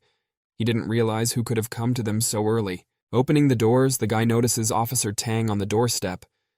Feng wondered why the girl had come so early in the morning. The girl comes to the mansion, adding that it's none of his business. Bo J comes down from the second floor to greet the girl. Tang explains the situation and that she is temporarily homeless, so she asks to stay at their house. Bo J lets him stay to greet his new roommate. Tang asks if the guy will do anything rash. Feng was not much pleased with this decision. He still decides to clarify if the girl is going to live in their house or if she is bullying again. Tang clarifies with a serious face what the guy doesn't like about her living here. Feng silently waves back. Bo-jae takes her sister's hand and suggests that she ignore Feng. The girl turns her head and demands that Feng make breakfast for everyone. The guy indignantly clarifies why he has to make breakfast. The girl recalls that Feng signed a contract stating that the guy is obligated to cook breakfast and clean the house. Without listening to the guy, the girl escorts Tan to her room. Feng is holding the back of his head. He realizes that he has become a free cook and has really been cheated. Tan walks into the room with the suitcase. The girl clarifies whether Feng said he was her father's cousin. The girls get on the bed. Tan was worried about the guy calling himself her sister's fiancé. Bo-jae falls on the bed and explains that it was all because of her father. The girl explains that this is all happening because Feng has a large amount of company stock and they had to make it a fake marriage. The girl adds that her father is trying to cheat the guy and get back all the shares of the company. Tan tries to sympathize with her sister. Bo-jae asks to forget about the guy and talk about something else, since they haven't seen each other in about 2 months. Bo lays down closer to Tan and wonders if the girl has a boyfriend. Thane stares at the ceiling in silence, not knowing what to say. Tan rolls Bo over and sits on top of her. She calls the girl a little splinter who had the nerve to ask that. The girl began to touch and tickle Bo-jae, wanting to tease her. Bo started to twitch. She was very ticklish from the girl's hands. Bo-jae adds that he worries a lot about the girl's personal life. Tan adds that only the one who will be able to beat her can become her boyfriend. That's why all the handsome guys run away from her. Bo-jae adds that girls should not be invincible but soft and feminine. Tan becomes on top, holding onto Bo's chest. Bo adds that otherwise the girl will be alone and become an old woman. Tan reminds her that Bo is lying now and is at her mercy. The girl decides to fix this and punish Bo for her behavior. With a smile, Bo-jae declares that he is not afraid of the girl. Tan snuggles up to Tan with the words that he will show her. A tired-looking Feng walks through the door saying that breakfast is ready. The guy looks on in amazement at what the girls are doing. It amazed him that Tang was on top of Bo-jae in such a pose. Tang, hearing the guy's voice, immediately throws a pillow in the wake. The girl takes another pillow. She's pissed that the guy walked in without knocking. The guy explains with a smirk that he came to call the girls for breakfast, not what they were thinking. Covering himself with a pillow, Feng observed that Tang had a rather beautiful figure. Tang gets up from the bed and looks angrily at Feng. The guy still continued to stand and stare at the girls, which infuriated Bo-jae as well. She orders the guy to leave her room, after which he abruptly stands up and throws a pillow at the door, still dawn with the words, "Get out." The guy grinningly says goodbye to the girls, suggesting they continue on without his presence. On his way out the door, the guy once again asks the girls to keep going and keep going. In his thoughts, the lad remarked that life in the mansion would become even more colorful. Angel Foundation's office was placed in the center of town. One of the agents in the office is checking to see if everything worked out. A man on the phone is told that 3 agents failed in their mission and were taken away by the police. The guy couldn't understand how his agents couldn't handle it, since all of Ouyang's security was on vacation and he was all alone. The man on the phone reports that the unknown guy living in Ouyang Mansion was able to stop their entire mission all by himself. The man adds that this guy arrived in Zhonghai just 3 days ago. Sitting down at his desk, the man orders his subordinates to find out everything about him, because now was the best time to execute their plan. As he hung up the phone, the man realized it wasn't going to be that easy with Ouyang. Leaning back in his chair, the man cites luck as he ponders the next steps of action. Gritting his teeth, the man notes that in a few days, Ouyang's luck will no longer help him. At this time, Feng is silently eating breakfast in the not-so-kind circle of the family. Tan glared angrily at the guy because of recent events. The girl didn't take her eyes off Feng and chewed furiously on the food she had prepared. The guy asked in his thoughts for the girl to stop glaring at him and let him eat normally. Sighing, the guy didn't understand why he was getting all this punishment. Not having finished his breakfast, the guy gets up from the table. Fen adds that he's full and puts his plate away in the sink. The girls continued to stare at the departing guy. Feng adds that they eat too slowly. Tan couldn't forgive the guy. She kept mentally cursing the guy for today. The girl now calls him not only a liar, but a shameless pervert. Bo-jae adds that Feng just happened to walk in and see them, because you shouldn't kill a guy for that. Tan stands up abruptly with indignation that it wasn't just a look, but more than that. Tang hesitated, assuming that Bo-jae had started to defend Feng. Tan adds that Bo-jae must have fallen in love with the guy. The girl shouted sharply that it couldn't be like that, because no one likes him. Tang still resented Feng taking advantage of her while she was distracted. Tang excitedly declared that she would teach the guy a lesson today. At this time, Feng himself went outside and decided to take a walk. Tan recalls a moment where the guy was looking directly at her with lecherous eyes. The girl was still pretty excited about what the guy could see when he entered the room. Kicking a rock, Feng walked down the street remembering Officer Tang. The boy remarked to himself that he really didn't have time to see anything. Sighing, the guy added that it was hard for him to live in a love nest with an unmarried girl because she was like a 3-kilowatt light bulb watching him. While passing by Mo's teacher's house, the boy notices an unfamiliar car. There was a luxury red sports car parked outside the house. Inside the car sat a man in an expensive suit with a huge bouquet of roses.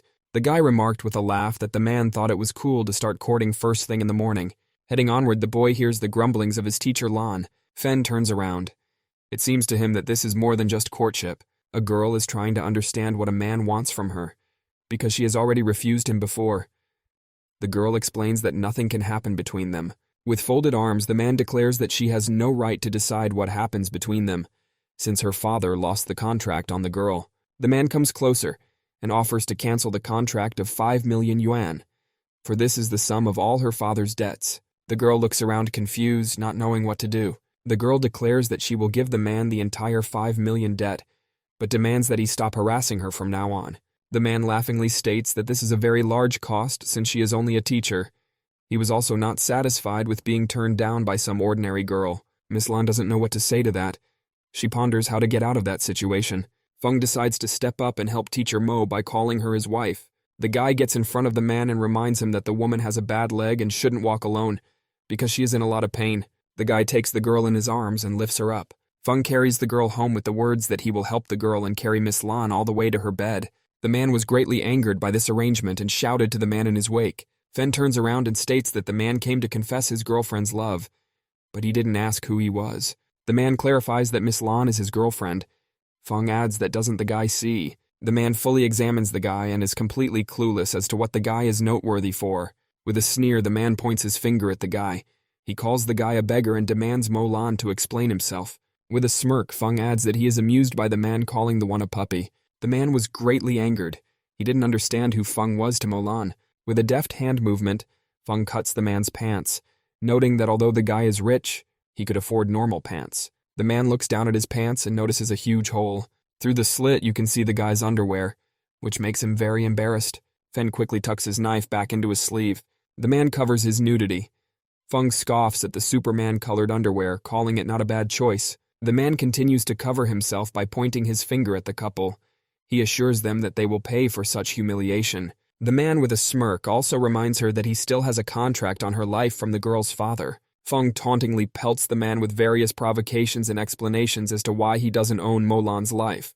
The man stands confused and stares silently at the departing couple. Feng asks the girl not to get involved with dubious men from now on, because insanity is contagious. The girl embarrassedly agrees with the guy. The man looks out the window indignantly and watches the couple climb to the second floor. A man threatens a couple that they will be killed. The man was no longer in control of his anger. The girl lived in the same huge mansion as the Ouyang family. Mo Lan was still lying in Feng's arms. The girl was confused. With a smile, Feng asks the girl not to look at him like that, for he will soon start to feel shy himself. The girl, blushing, sends the guy away, but also calls him too cute. The guy takes the girl's hand and moves closer to the girl's face. The girl confusedly clarifies what Feng is trying to do to her. Without further ado, the guy kisses the girl, much to the shock of the girl. In her thoughts, the girl didn't understand how the guy dared to kiss her without permission. The girl grabs the guy's shoulder and doesn't let go. It was a long enough kiss. The girl was fine with that. The window to the room where the couple was located flew open, and the curtain began to flutter violently. Fen remarks that it was clumsy, noting that it was the girl's first time kissing. The girl looked away. She wondered if Feng had a lot of experience. In her mind, the girl couldn't believe she had kissed a student.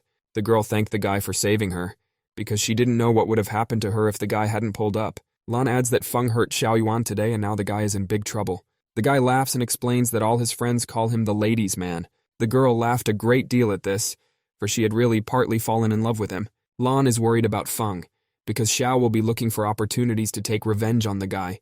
The girl wouldn't want Feng to get in trouble because of her. Feng asks if the girl knows him and what family he is from. The girl adds that the guy's family is very rich. After all, in Zhonghai, the city is divided into family territories and Xiao is no exception. The guy didn't quite understand what Mo Lan was talking about just now. The girl explains that it's about the 4 untouchable families in Zhonghai and Hell from the eastern part of the city, belong specifically to the Xiao family. The tigers from the west side are the Xianghu gang. They were all murderers and outlaws.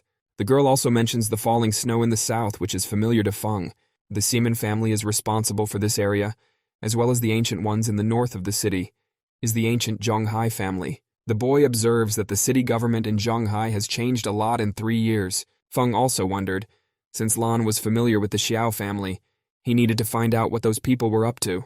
The girl explains that Xiao's family is officially in the entertainment business in Cheonghai, but if you learn more about this family, you may realize that those are actually secretly opening countless illegal casinos. Lan adds that these underground casinos are so numerous that they can be found anywhere in the city. Holding onto the guy's chin is now becoming clear. Feng recalls that Xiao had a contract of sale because of Lan's indebted father. The girl clarifies what the guy with that scary smile is thinking. Stretching, Feng quickly stands up. He declares that the girl shouldn't worry. With a smirk, the guy declares that he's short of money, and so he's going to go to the casino and make some cash. The girl was not happy with the guy's decision. She was not ready to let him go to the casino. Feng asks the girl to calm down, as this is just an ordinary underground casino. Feng adds that it's normal for young people to go crazy from time to time. The girl stands on her own and does not want to even listen. Lan tries to forbid the guy to go to the casino. Feng comes closer and leans in. He clarifies if the girl has a good reason for him not to go to the casino. The girl got very embarrassed, which made her blush. She reminds him that she is his teacher and can't let the student get on a slippery slope. Feng declares that the girl won't be able to convince him as a teacher, but if she becomes his girlfriend, she could fix it.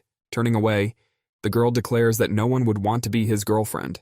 The girl began to consider alternative ideas. Lan suggests that if a guy is planning on going to the casino, he should be obligated to take her with him. The guy yawns and reminds me that the girl has a problem with her leg. The girl gets up from the couch and defiantly makes a few circles in front of Feng. The girl shows that she has no problem with her leg, thus believing that the guy is obliged to take her along. The doe stumbles back and begins to fall, unable to stay on her feet. Fen manages to pick the girl up in time to keep her from falling on the tiles. The guy takes the girl in his arms and asks her not to worry, as he is able to go off on his own.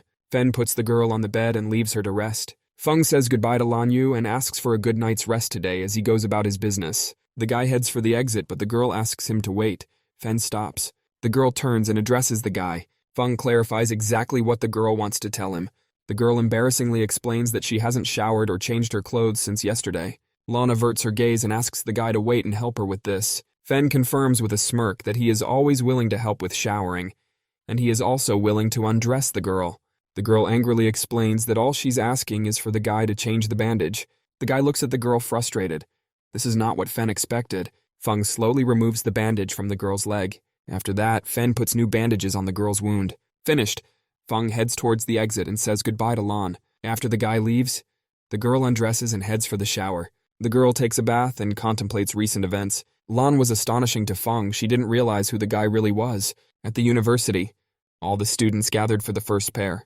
Without any textbooks, Feng was also walking. Many students paid attention to Feng's appearance. The other half of the students were whispering, for Feng had become the new fiancé of the legendary Ouyang Boje. The two bullies said that Feng looked like a beggar, and someone like him shouldn't be around Ouyang. The guys called the girl their goddess, not realizing what exactly Ouyang could see in such a pathetic guy. Gritting his teeth, Feng was indignant that the pathetic hooligans were shouting something in his wake. The members of the karate club quickly began to gather in front of his face. A crowd of guys surrounded Feng and stared at him intently. Feng stood nonchalantly and waited for the guys to take the first step in his direction. The eldest among all the karateka clarifies if Feng is the one. Feng silently holds the huki in his pocket and doesn't react to those in any way. Many students gather to watch the spectacle. Everyone realized that the karate club would punish the guy. One of those watching remarked that it would be spectacular how the guy would get beaten up. Feng slowly takes out a cigarette and a lighter while lighting that one. Feng confirms that he is Zifeng, but it is unclear to him what those need from him. The oldest mockingly introduces himself as the vice president of the karate club and explains that he's come here for one thing. Feng nonchalantly clarified what he had approached him for. Vice gets too close and points his finger at Feng. He adds that he has crossed their path and is the fiancé of a girl their president likes, so they will punish the guy for such recklessness. The two karateka men lock their arms in preparation to fight back. The guys were still surrounding Feng and laughing from his pitiful situation. Feng, with a cigarette in his teeth, decides to clarify exactly what they want to tell him. This surprised everyone present, for they had planned to fight him. The vice president, not knowing what to say to such a stupid question, adds that he wasn't going to say anything. Feng asks in that case to get out of his way, because it's class time and he doesn't have time to quarrel with a bunch of milksops right now. Vice clarifies, that's all the guy wanted to say because they came here to fight. The other students support the idea and suggest that Feng should fight for his love and not leave in shame. One of the members of the karate club clarifies if they will let Feng go so easily. Vice was not at all happy with this and decides to confront the guy himself. Vice blocks the way with his body with the words that he will not let that one pass without a fight. Unfazed, Feng calls the entire karate club pathetic idiots. Vice starts pointing his finger at Feng and accusing him of being weak. Feng stares silently at the speaking vice president of the karate club. Also silently, the guy grabs Vice's finger with one hand, after which he breaks his finger with the same slight movement of his hand. The guy in tears takes his hand and screams in pain. Without waiting for the guy to regain consciousness, Feng kicks the Veep to the side. Fen adds that it was a small lesson for him, and the volume shouldn't be associated with him because it will be much worse next time. Vice is slowly surrounded by all the members of the karate club. They were worried about the guy's condition. Vice struggles to get up and orders the others to finish Feng off immediately. All of the karateka pounce sharply on one Feng. Feng throws down his cigarette to teach another lesson. Sighing, the guy adds sarcastically that he is very scared at the sight of such a crowd. Feng encourages those to attack, calling them suckers. Vice was amazed at the way Fen handled each of his boys. The entire karate club was defeated and they all lay under Feng's feet. Feng continues walking towards the university building, pausing to light another cigarette. Feng calls all the members of the karate club pathetic scum. Everyone present was amazed at such strength and endurance. Vice tried to crawl away from Feng in fear. Feng smirks at such poor martial arts skills. It was still a long time before the entire crowd could come to their senses and realize how Feng had managed to do that. Everyone began to whisper amongst themselves, noticing Feng's strength.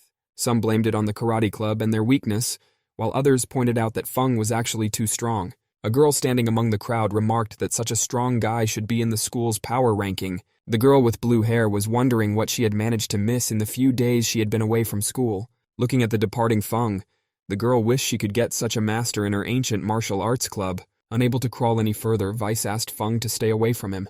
Vice reminded him that this is a university, and you can't make jokes like that here. With a smirk, Feng looks at the frightened guy. Fen notices a strange girl among the crowd, but hesitates to approach. The girl turns first and asks to wait for Feng. The girl asks to leave the karate club alone this time. The others present recognize the girl, for it was Miss C. The girl didn't go to school that often, but everyone knew her very well. All the students were amazed that the two goddesses were somehow related to Feng. Feng, with a cigarette in his teeth, looks at the girl, calling her she. The guy realizes that although she looks similar, this girl is a little older, assuming it's from their family. The girl slowly approaches Feng, fixing her luxurious hair. The girl extends her hand as a greeting. Miss Shi greets Feng and gives her full name, Shimen Piu Shui, introducing herself as the head of the ancient martial arts club. The guy remarks to himself that the girl is indeed Hemen from the Kimen family's Falling Snow. Feng kindly extends his hand and greets the girl. The girl tries to squeeze the guy's hand, which she completely fails at. The guy smirks, noting that the girl's hands are smooth and soft and she doesn't look like someone who practices martial arts. People who watched all this were amazed by such insolence because it was a direct insult to the goddess. Some speculated that the guy was trying to seduce the queen right at the university. The crowd watching this long handshake thought that he would definitely be a dead man after this. Feng smiles silently at the girl with a cigarette in her teeth. Miss C was really annoyed by this, in particular that the guy tried to hit on her. The girl also couldn't accept that the guy was judging her on a mere handshake. With a serious face, Feng also noted that he didn't know how wild the girl was, wanting to continue playing with her. After that, there was a battle of glances and a storm formed around them. To the rest of the crowd, it seemed that Feng and Miss C had fallen in love at first sight, which was why they stood together for so long. The girls remarked that this was that legendary love at first sight. The guys continued to watch in silence. The guy was already starting to yawn from the fact that the girl wouldn't let go of his hand. She was still trying to show her strength in the handshake, but all was even. The girl realizes she did the best she could, but the guy was too flippant in his facial expression. Feng still decided to clarify exactly how the girl with such soft and smooth hands practiced. The guy lets go of the girl's hand as he waits for a response. The girl remarks that Feng is indeed an expert in her field, which amused her. Feng decides to smell the girl's hand, complimenting Miss Shi as well. The girl still decides to invite Feng to her ancient martial arts club, as they are one of the top 3 clubs in the university. Many people were amazed that a girl invited an unassuming guy to such a popular ancient arts club. The head of the karate club comes out to watch what's going on. He thinks that if Feng joins the ancient arts club, they won't be able to do anything about it. The people in the crowd noticed that Feng had found a strong enough ally for himself. One of the members of the karate club reports this to the vice president as well, because they can't have him joining the art club. Vice asks the guy to shut up, reminding him what the guy is talking about now. Fen approaches Miss C to ask if this will be good for him, since they are the ones who need it. The girl interjects, "What kind of benefit is Feng talking about now?" One guy in the crowd clarifies that Feng wants something from joining an ancient martial arts club. People could not believe that the guy was looking for some kind of benefit in this, because everything would become available in front of him, and he could even avoid going to university. Feng holds the back of his head and asks to forget about it, for he refuses such an offer due to the constraint of future actions. Feng bids farewell to Miss Shi, calling her a beauty, adding that if they meet in the future, it will be fate. Without waiting for a reply, Feng slowly walks away towards the enclosure. The girl was not satisfied with this arrangement, because previously no one had ever dared to oppose her. In the hall of the karate club is another sparring session. The head of the club sat in his usual seat with his Vice's report. Upon arriving at the gym, Vice explains that the guy is too dangerous and they should teach him a lesson, because Fen thinks their club is pathetic. The head was amazed that Feng managed alone against 8 people. The guy remarks that he was expecting a small, pimply-faced kun. It was now clear to the guy why Xinming couldn't do anything to this guy. The head sits silently pondering what their next move should be. The head summons his Vice to speak. The boy whispered something to his Vice, which made him nod approvingly. The guy thinks this is a really good next move. He was picking up on the brilliance of his chapter. The head folds his arms, explaining that even though they are a karate ball, they still have to use their intelligence at times. The head still couldn't believe that Feng was able to overpower 8 of his men. In the next step, the guy wondered if Feng could handle it. At this moment, walking down the street, Feng sneezed loudly. Wiping his nose, Feng assumes one of his girls is remembering him. Walking down the street, Fen begins to stretch. Several girls walk past the guy, much to the guy's amusement. Feng remarks that this is the best university he's ever been to. The boy glances sideways at the girls. The guy adds that there are a lot of hot girls at the university. Coughing, Feng changes and calls it a youthful atmosphere. At that moment, someone starts calling the guy's phone. Feng doesn't understand who could be calling him, as he has never seen this number before. Fen continued walking through the park. The guy picks up the phone and clarifies who called him. The girl, through her tears, clarified whether it was Feng. After all, it had been 3 years and the guy had still returned. The girl couldn't contain her joy that the guy had finally come home. The guy, trying to comfort the girl, asks her not to cry because he's really back. The girl tries to clarify exactly where the guy is now so she can come and meet him. The guy doesn't immediately dare to say exactly where he is. Still, Feng explains that he is in a Chinese art academy. The girl adds that she will be there soon and hangs up. The girl calls her butler to get the car ready to leave. The guy didn't understand why the girl needed him so urgently. Feng observed that nothing had changed in so much time, for the girl had always been impatient. At this time, a girl ran next to the guy. Feng was looking at his phone at this time. The girl crashes into the guy and falls to the ground in front of him. The girl shouts angrily at the guy. Feng stands still in bewilderment. The girl turns to the guy. She is puzzled as to why the guy is not looking where he is going. She was trying to get around the guy. Feng woke up in a moment and realized what he should do first. Sparks appeared in the guy's eyes and steam came out of his nose. Feng extends his hand and asks to be forgiven for such a misunderstanding. Feng apologizes repeatedly and offers to make it up to her over a cup of coffee, calling the girl a beauty. The girl averts her gaze and asks me to forget this misunderstanding. The girl tries to leave, adding that she has absolutely no interest in such a thing. At that moment, a guy runs by calling the girl Fei Fei. The breathless guy calls out to the girl repeatedly, waiting for a response. The guy asks him to wait and stop running so fast. The girl covers her face and calls the guy an idiot, because she's tired of him always chasing after her. The guy looks at the girl with loving eyes, calling her name. Feng, with his hands in his pockets, looks at the guy silently. The guy was completely uncomfortable with Feng's presence, so he immediately asks the girl to explain herself. The girl observes that the guy started arguing with someone and decided to take advantage of it. The girl had swept up that it was not a bad chance, for the guy had gotten it completely wrong. Feng tries to understand what the guy is trying to ask him. The girl slowly approaches Feng. The girl hugs Feng's arm, calling him her boyfriend. Feng looks at Fei Fei questioningly. The girl begins to press her body hard against Feng's arm, after which she rested her head on his shoulder. Feng was fine with that. Feng wondered what exactly the unknown man wanted from him. The guy with flames in his eyes understood who Feng was to the girl. The girl explains to the guy that she already has a boyfriend, and that is exactly what Fen is. The girl asks Wang's teacher to stop harassing her in the future. Fei Fei adds that otherwise her boyfriend will get angry, and there will be a serious talk. Feng realizes that he will have to be another defender today. Teacher Wang still couldn't believe what he heard. He didn't recognize Feng's face as the same guy. The guy looked angrily into Feng's eyes. Feng didn't understand what the guy was trying to accomplish. Feng assumes he has the face of a ladies' man, since there are no other reasons why girls are constantly running after him. Wang indignantly declares that a girl has no right to have a boyfriend at the university. Pointing his finger at Feng, he remarks that especially such a beggar. Feng was furious after the accusation that he was a beggar. Feng decides to reply, adding that it's none of his business whether Fei Fei needs a boyfriend or not. The guy was also stressed that teacher Wang was putting a lot of pressure on the girl. The guy also points out that they are at a university where everyone is an adult, so no one is forbidden to have a boyfriend or girlfriend. Teacher Wang states that the girl is in the acting department and will become a big celebrity in the future, so she should not have a relationship and intimate life, because this is the main rule. The man adds that he had planned to consider Fei Fei for the lead role of his series, but alas, because of what he has now seen, he will have to look for other options. The girl clarifies if what the man is now saying is true. The man states with a smile that this is the purest truth, and the manner with behavior is very suitable for the future main character. The man smilingly states that this is the purest truth, and her demeanor is very suitable for the future main character. Teacher Wang, pointing his finger at Feng, demands that the girl dump the guy and then he will give up the role. With a smirk, the guy remarked that if the girl broke up with Feng, she could get Fei Fei into her hands. Feng along with Fei Fei walking hand in hand. The guy assumed it was just a ploy by the man. He wondered if the girl would understand. Fei Fei thoughtfully looked at the man in silence. In the moment, the girl moved closer to the teacher and indignantly declared that she would not break up because of her starring role with Feng. The man was shocked and very angry at this answer. The teacher repeatedly clarifies whether the girl is sure that she wants to reject his feelings. The girl with a serious face adds that she understands everything and the man's cheap ploy won't work on her. Unable to endure such humiliation, the man takes a swing at the girl out of anger. The teacher could not dare some girl to insult him. Fei Fei provokes the man and asks him to hit her because she didn't plan to change her mind.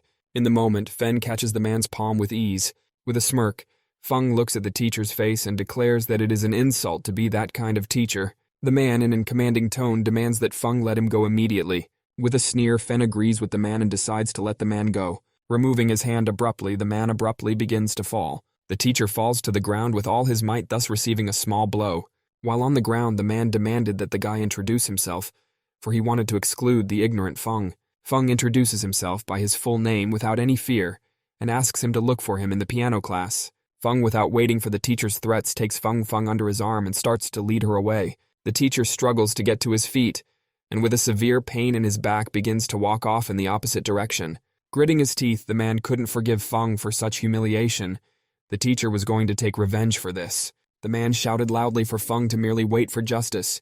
At this moment, Feng and the girl continued walking towards the training building. All the students were shocked that the popular Feng was walking hand in hand with an unknown guy. The girl watching from the side also noticed the beauty of the guy, and the girl calling them a perfect couple. Continuing walking, Feng jokingly stated that he wouldn't mind finding a beautiful girl to meet together. Feng added that the guy only has to dream about it, but Feng still did not remove his hand from the girl's waist. It pissed the girl off that the guy was too close and had his hand on her waist. With a smirk, Feng puts his hands behind his head and explains his behavior as a bad habit. With a smile, the girl pushes the guy to the side, clarifying exactly how the guy felt holding her waist. Feng looks at his hand without too much shame, and begins to describe all the pleasant feelings he experienced at that moment. The girl, not wanting to continue listening to the guy, abruptly steps on Feng's shoe. The girl doesn't give the appearance with a smile, noting that the guy is very observant. There was no face on Feng from the stabbing pain on his leg. Continuing to walk, the guy reiterates that it's just a bad habit. Unable to resist, Fei sweetly laughed in response. The girl decides to say goodbye to Feng, for it was already late in the afternoon and she should have gone on business. Seeing the girl off with a glance, Feng called the girl hot. Back in the training building, the first thing Feng notices is the large number of people. Feng notices that the entire crowd was heading to one place and following some sort of event. Feng thought it was strange that all the people were gawking at something. One of the guys in the crowd remarked that there had been a crash fairly recently and they should watch it. Some guys called it an abominable and pathetic act. The crowd notices the car door open abruptly and Miss C steps out. Feng immediately realizes that his acquaintance is involved in the accident. The unknown man immediately throws himself at the girl's feet and begs Miss C not to kill him. The man asks the rest of the gawkers to join in and grab the perpetrator of the incident as well. Miss C didn't understand what had happened and asked the man to get up, for she could take him to a good hospital. The man was unwilling to listen to Miss C and continued to hold the girl's legs. The man reasoned that the girl had knocked over his shop and should pay compensation for all that had happened. The crowd thought that Miss C really should pay a lot of money for the broken shop. One of the men in the crowd decides to support Miss C and states that the unidentified man simply leaned over and knocked over his bench on purpose. All the people rallied and took note that this wasn't the first time a woman had done such a thing. The woman panicked slightly. She knew she had to make money off the girl at any cost. Miss C confusedly adds that she can return the money, specifying exactly how much she has to pay. The woman grinned evilly at what she heard. The woman states that the cost of all the damage will cost $500,000. Miss C was still standing by her car in bewilderment. The lovers were outraged at the incident and that a rich girl would allow herself to do such a thing. The woman is starting to get pissed off with so much attention from the crowd. The woman angrily starts yelling and demanding that people stop talking. People were a little surprised at such brazen behavior from a woman. The whole crowd was confused and wanted someone to finally resolve the situation. The woman smirked, noting that $500,000 wasn't much for a girl with a Maserati. Miss C tries to explain to the woman that she doesn't have cash with her at the moment. The woman smirked, noting that Miss C could easily pay with her car. In a moment, Miss C became quite angry at such insolence. Miss C clarifies again if the woman wants her car. The woman adds that that's enough for her and maybe even more. At this moment, Feng walks up behind the woman and asks her to ignore the rogue. The whole crowd was confused as to who the unknown guy was, calling him a folk hero. Feng explains that the scammer is just trying to make money that way. The crowd doesn't understand why Feng is so brave, since he is facing retribution from the woman. One of the guys in the crowd yells that he's with Feng to the end and will stand up for him. The woman was outraged at this and almost blazed with rage. Miss C immediately realized who the unknown savior was, namely Feng. The woman angrily declares that she will sue for defamation if the guy doesn't stop, because she has people in the police force. Feng pulls his phone out of his pocket and asks again if the girl plans to sue him for defamation. Feng turns off the recorder and adds that he will sue the woman himself for extortion. Feng shows his phone and explains that he has already uploaded the video to the internet. The video abruptly started gaining popularity, and many people have already reacted to the incident. Feng wished to see what kind of police patrons the woman actually had. The woman didn't know what to say to the guy's insolence. The woman was completely crushed and stammered her words. Feng loudly demanded that the woman leave immediately, for he would call the police. The entire crowd supported the guy and demanded the woman leave. The crowd chased the one away with glee and called her various insulting words. Feng grinned at the depressed woman. The crowd continued to shout after her. The woman was furious about the whole thing because her plan had backfired. The woman could not tolerate such humiliation at the hands of society. The woman abruptly starts to run away from the surrounding crowd. She planned to repay the humiliation later on to Feng. Feng walks closer to Miss Shi. The girl understood exactly who was in front of her. Feng gently fixes Miss Shi's hair and calls her a beauty. Feng moved closer to Miss Shi and put his arm around her. He wondered if he had scared the girl. The girl lightly laughed as she called Feng handsome and wished to reward him, after which she immediately kissed Feng. The whole crowd envied the guy's position because the beautiful girl showed interest in him. Some of the guys in the crowd called the girl their goddess. Fixing her hair, Miss C was still embarrassed. The girl asked if the guy was free in the afternoon. With a smile, Feng held the girl's hand and remarked on how wonderful a proposal it was. At this point, 2 unidentified men stood around the corner of the house and tried to capture everything on camera. Feng and Miss Shi held hands as they left the unknown men's sight. The men planned to give the footage to Master Ming. Upon reaching Miss C's car, Feng also lingers over to her. Already in the car, Miss C decides to find out where the guy disappeared all this time, because she was worried and used all her strength to find the guy. The guy puts his hands on Miss C's shoulders and wonders with a smile if the girl thought he was dead. The girl covers Feng's mouth and asks him not to say that again, because she has hardly tolerated all these years and can't part with him again. Feng removes the girl's hand and reminds the girl that it's impossible because he's really cool. Feng decided to remember the special operation in which his friends were killed. The guy planned to take revenge at any cost, because that was the meaning of survival. The boy lowered his head and shifted his gaze to the window. Miss C added that she tried to follow the ancient family and seek revenge, but everyone she sent was killed immediately. Feng was just as interested in this conversation, so he listened attentively to the girl. Miss Shi recalled that after the explosion, Gu Wuchang immediately passed away mysteriously, and his place was taken by Deputy Gu Tianjun. It seemed strange to Miss C that the other families had abruptly started supporting him because of what the girl still can't accept. The girl thought this event was terrible, because this was not a petty game in Chunhai town, but something more global already. Miss Shi didn't understand who Feng really was, and why he was so eager to be killed. Feng, after listening to the girl, takes a cigarette and lights that one. With a serious face, Feng called Miss Shi a silly girl that he didn't want to put in danger before. But at this moment, the guy was willing to tell everything. Feng introduces himself with a smirk as the chief instructor of the Eastern Special Martial Group. Feng refers to himself as Marshal Ye Zifeng. At that moment, a policewoman approaches and reminds him of a recent robbery involving their car. So Feng, being an accomplice, must follow her to the station to investigate. In his mind, Feng realized that the robbery was just an excuse. After all, the girl just wanted to get back at him. Feng wondered with a smile at Officer Tan if he looked like a bad guy. Officer Tan states with a serious face that if she says so, the guy must obey. Officer Tan notices a young woman, previously unknown to her, getting out of a car. Miss C walks closer to Officer Tan and confirms that they had nothing to do with the robbery, and if the officer doesn't believe her, the girl can search the car. Officer Tan was furious over Miss C's beauty. She wanted to punish the couple at any cost. The officer so decides to inquire if there is any evidence of their innocence in the robbery that was committed. Miss C, with a bit of a hit and run, decides to also counter-question whether there is evidence that they were involved in the robbery. Officer Tan explains that since there is no evidence, she is obliged to bring them to the station for further investigation. Miss C heads closer to Officer Tan and agrees to ride with her to the station. An angry Tan wanted more than anything to take Miss C to the station and teach her a lesson for her insolence. Miss C slowly removes her glasses. Miss C states that before she goes with the girl, she will call her lawyer and wait for him at the police station, for it is her civil right. Pointing her finger at the officer, the girl adds that if they turn out to be innocent, she will sue for defamation. Officer Tan realizes that the whole situation is getting out of control. Officer Tan tried to think of what she should do in such a case. Feng smilingly remarked how cool Miss Shi was and was able to defend their right. Realizing she was powerless, Tan gritted her teeth and headed for the police car. Thane adds that he'll still show the girl who's really cooler. Officer Tang planned to take revenge on bloody Feng. Miss Shi and Feng escorted the girl with a glance. Miss C immediately turns to Feng and wonders who the officer really is, assuming that the two are having an affair. Feng, waving his hands away, states that these are false accusations after all. The girl had a fierce look and he is unable to match such a thing. The girl was happy hugging Feng's arm. She realized that in 3 years of absence the guy would not put his eyes on his friend. The girl looked at the guy's face with loving eyes. In the moment, Miss Shi and Feng get close and sink into a passionate kiss. All the students notice Feng and Miss Shi start kissing passionately. Feng adds at the end that he can't think of other women when he has such a beautiful Shi by his side. Passing people were outraged that the couple was kissing in public. Miss Shi silently watched Feng with loving eyes. The girl suggests that in the evening Feng come to her villa, where she lives alone. Feng realizes that it's hard to give up. Miss C adds that she's still loyal to him and would do anything for a guy. Turning her head slightly to the side, Feng reluctantly refuses to meet tonight.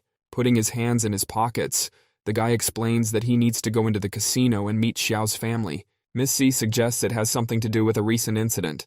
Feng was still puzzled at how in 3 years from a third-rate family, they had become one of the 4 major families of Shanghai, causing everything going on to be suspicious. Miss C asks the guy to be careful in an unknown casino. With a smile, Feng agrees with the girl. Feng steps aside and says goodbye to Miss Shi. The girl gets back into her car. At that moment, 2 unknown men observe the couple through the windshield. The man sitting in the back decides to say that he didn't expect to see the icy Miss C so candid. The driver wonders what they will do next, suggesting that they kill Feng. The man feels that this is not necessary and they have a much more humane way, namely to ask for money for such a small photo. The men's car was still in the alley near the incident. The driver notices that Fen is finally alone, and they will need more people to carry out their plan. The cocky man behind him thought that he could easily beat Feng with one hand. The driver agrees with the man, believing he was the best two-front player in the world. The man asks to finish flattering him and solve their problem on the spot. A car pulls sharply out from around the corner and drives past Feng. The car makes a police U-turn and stops in front of Feng, which didn't bother the man at all. Feng grinned and assumed he was in trouble again. The man gets out of the car and demands that Feng come over to him immediately. With a laugh, Feng clarifies if the man really wants him to come over. The man decides to beckon Feng over to him, since all they wanted to do was talk. Feng was interested in the unknown man. He thought it was strange that the man in the suit knew him. Feng takes his head in wonder what the unknown man wanted from him. The man puts his hand on Feng's shoulder and explains that all he needs to do is talk to the guy. Feng's mind immediately conjures up all of the man's pain points, which he will push if necessary. With a smirk, Feng realizes that the man is weak. The man suddenly, and for Feng himself, just pushes back, from which the guy falls to the ground. Fen is puzzled as to why a man is beating people up for no reason. A guy gets out of the car and slowly walks up to the man. Fen slowly gets to his feet. The man asks the guy not to resist, and then they will finish quickly. The guy who used to be the driver comes closer, needing his hands. He calls Feng a weakling with nothing to offer. Guy assumes that Fen is good for nothing but seducing girls. The man looked angrily at Feng and prepared to give him another blow. Feng begins to assume that the two strangers have come specifically for Miss C.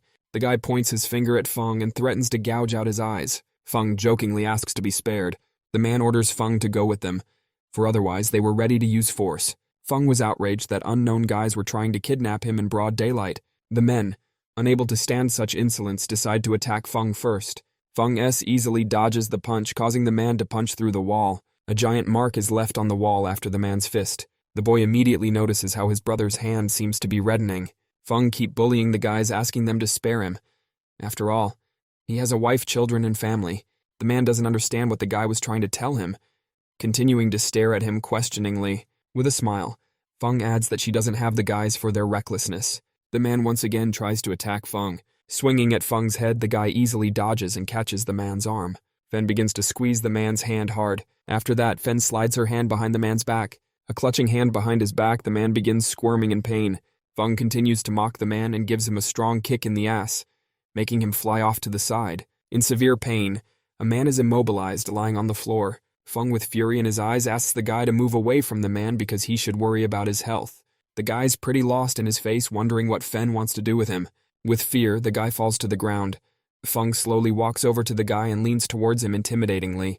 The guy realizes he's in a desperate situation and asks not to be touched, because he's willing to cooperate. Feng wonders if they will kidnap him and threaten Shimen's family. The guy immediately reveals who they are, and I explained that it's all made to expand the Xiao family's territory. Feng decided to check if he was telling the truth and kicked the ground.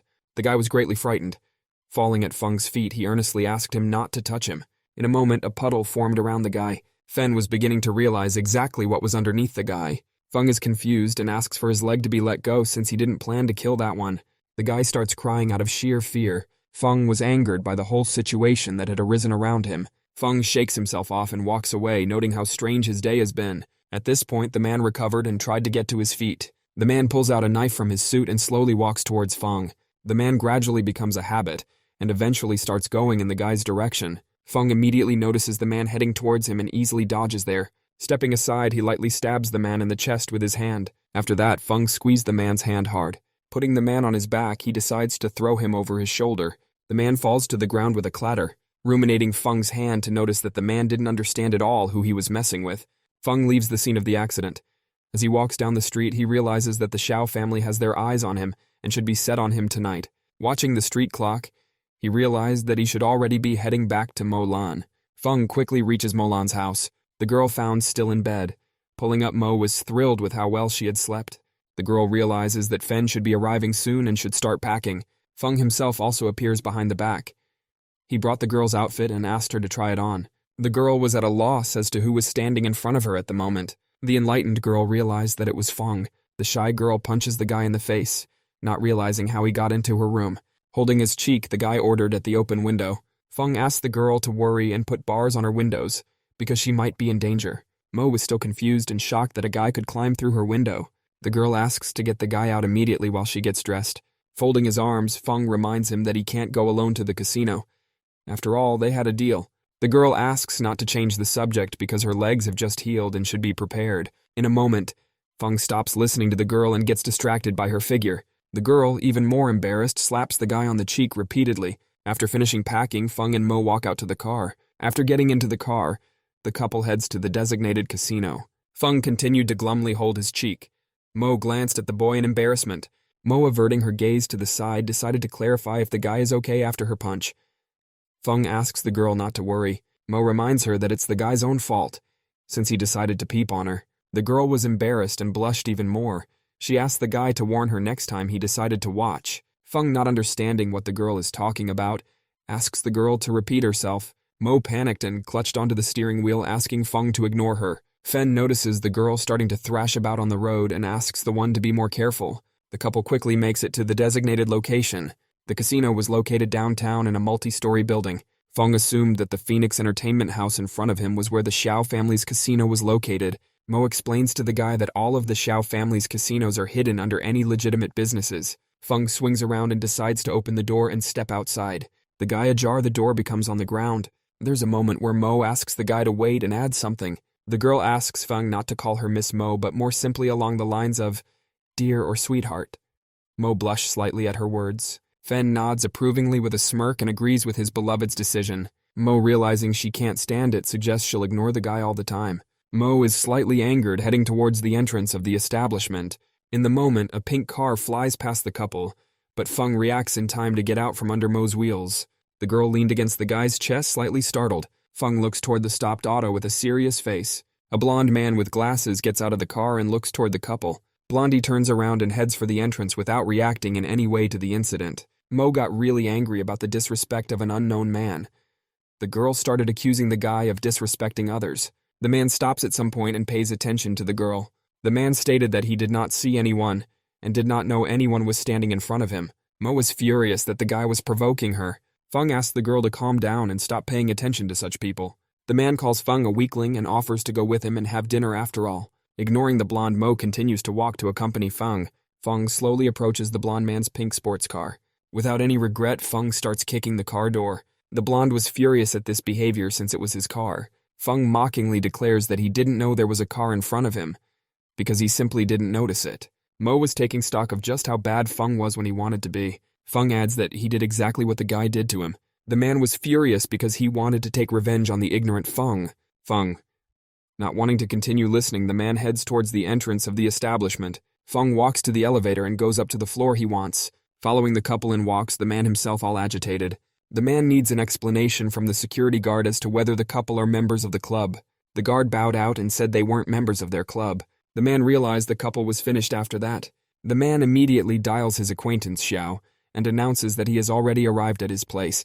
At this point, the couple walks down to the hall they want. Mo explains that it is the first 2 floors are restaurants, and on the 3rd floor studios, and they need to go up to the 9th floor where the casino was located. Feng immediately pressed the 9 button to go up to the casino. When they get to the right floor, they notice a luxurious corridor and various expensive furniture. Feng also noticed this and was curious where the Xiao family got so much money from. At that moment, an unknown girl comes out to the couple and wonders who they are looking for. Mo easily explained that they were not looking for anyone, but just wanted to have a little fun. The girl explains that everyone who enters the 9th floor lobby must have an acquaintance. Fen calls their rules stupid and explains that they came simply to have fun. The girl asks security to escort the strangers to the exit. Mo is wondering from the guy what he should do next. Feng realized they couldn't break into the casino or sneak in unnoticed. At this point, 2 men also come up on the floor. With a smirk, Feng realized that these were familiar people before him. The blonde guy told his friend that he was the guy who kicked his car. The man realized who was in front of him and he also wanted to pay the price. Putting his hands in his pockets, the man greeted Miss Mo Lan. The man wonders if the girl has changed her mind and wants to lead with him. Mo squinted at the guy, not sure what he was talking about. The man was angry that Feng kept bringing out he had a girlfriend. Fen grinned at the guy, remembering what kind of underwear he was wearing. Feng jokingly decides to clarify, why is the guy walking around in his underwear with Superman? Miss Mo also laughed lightly at the guy's joke. The man was furious at such insolence from Feng. The blonde asked how his friend knew the guy. A man calls a guy a loser with no self-esteem.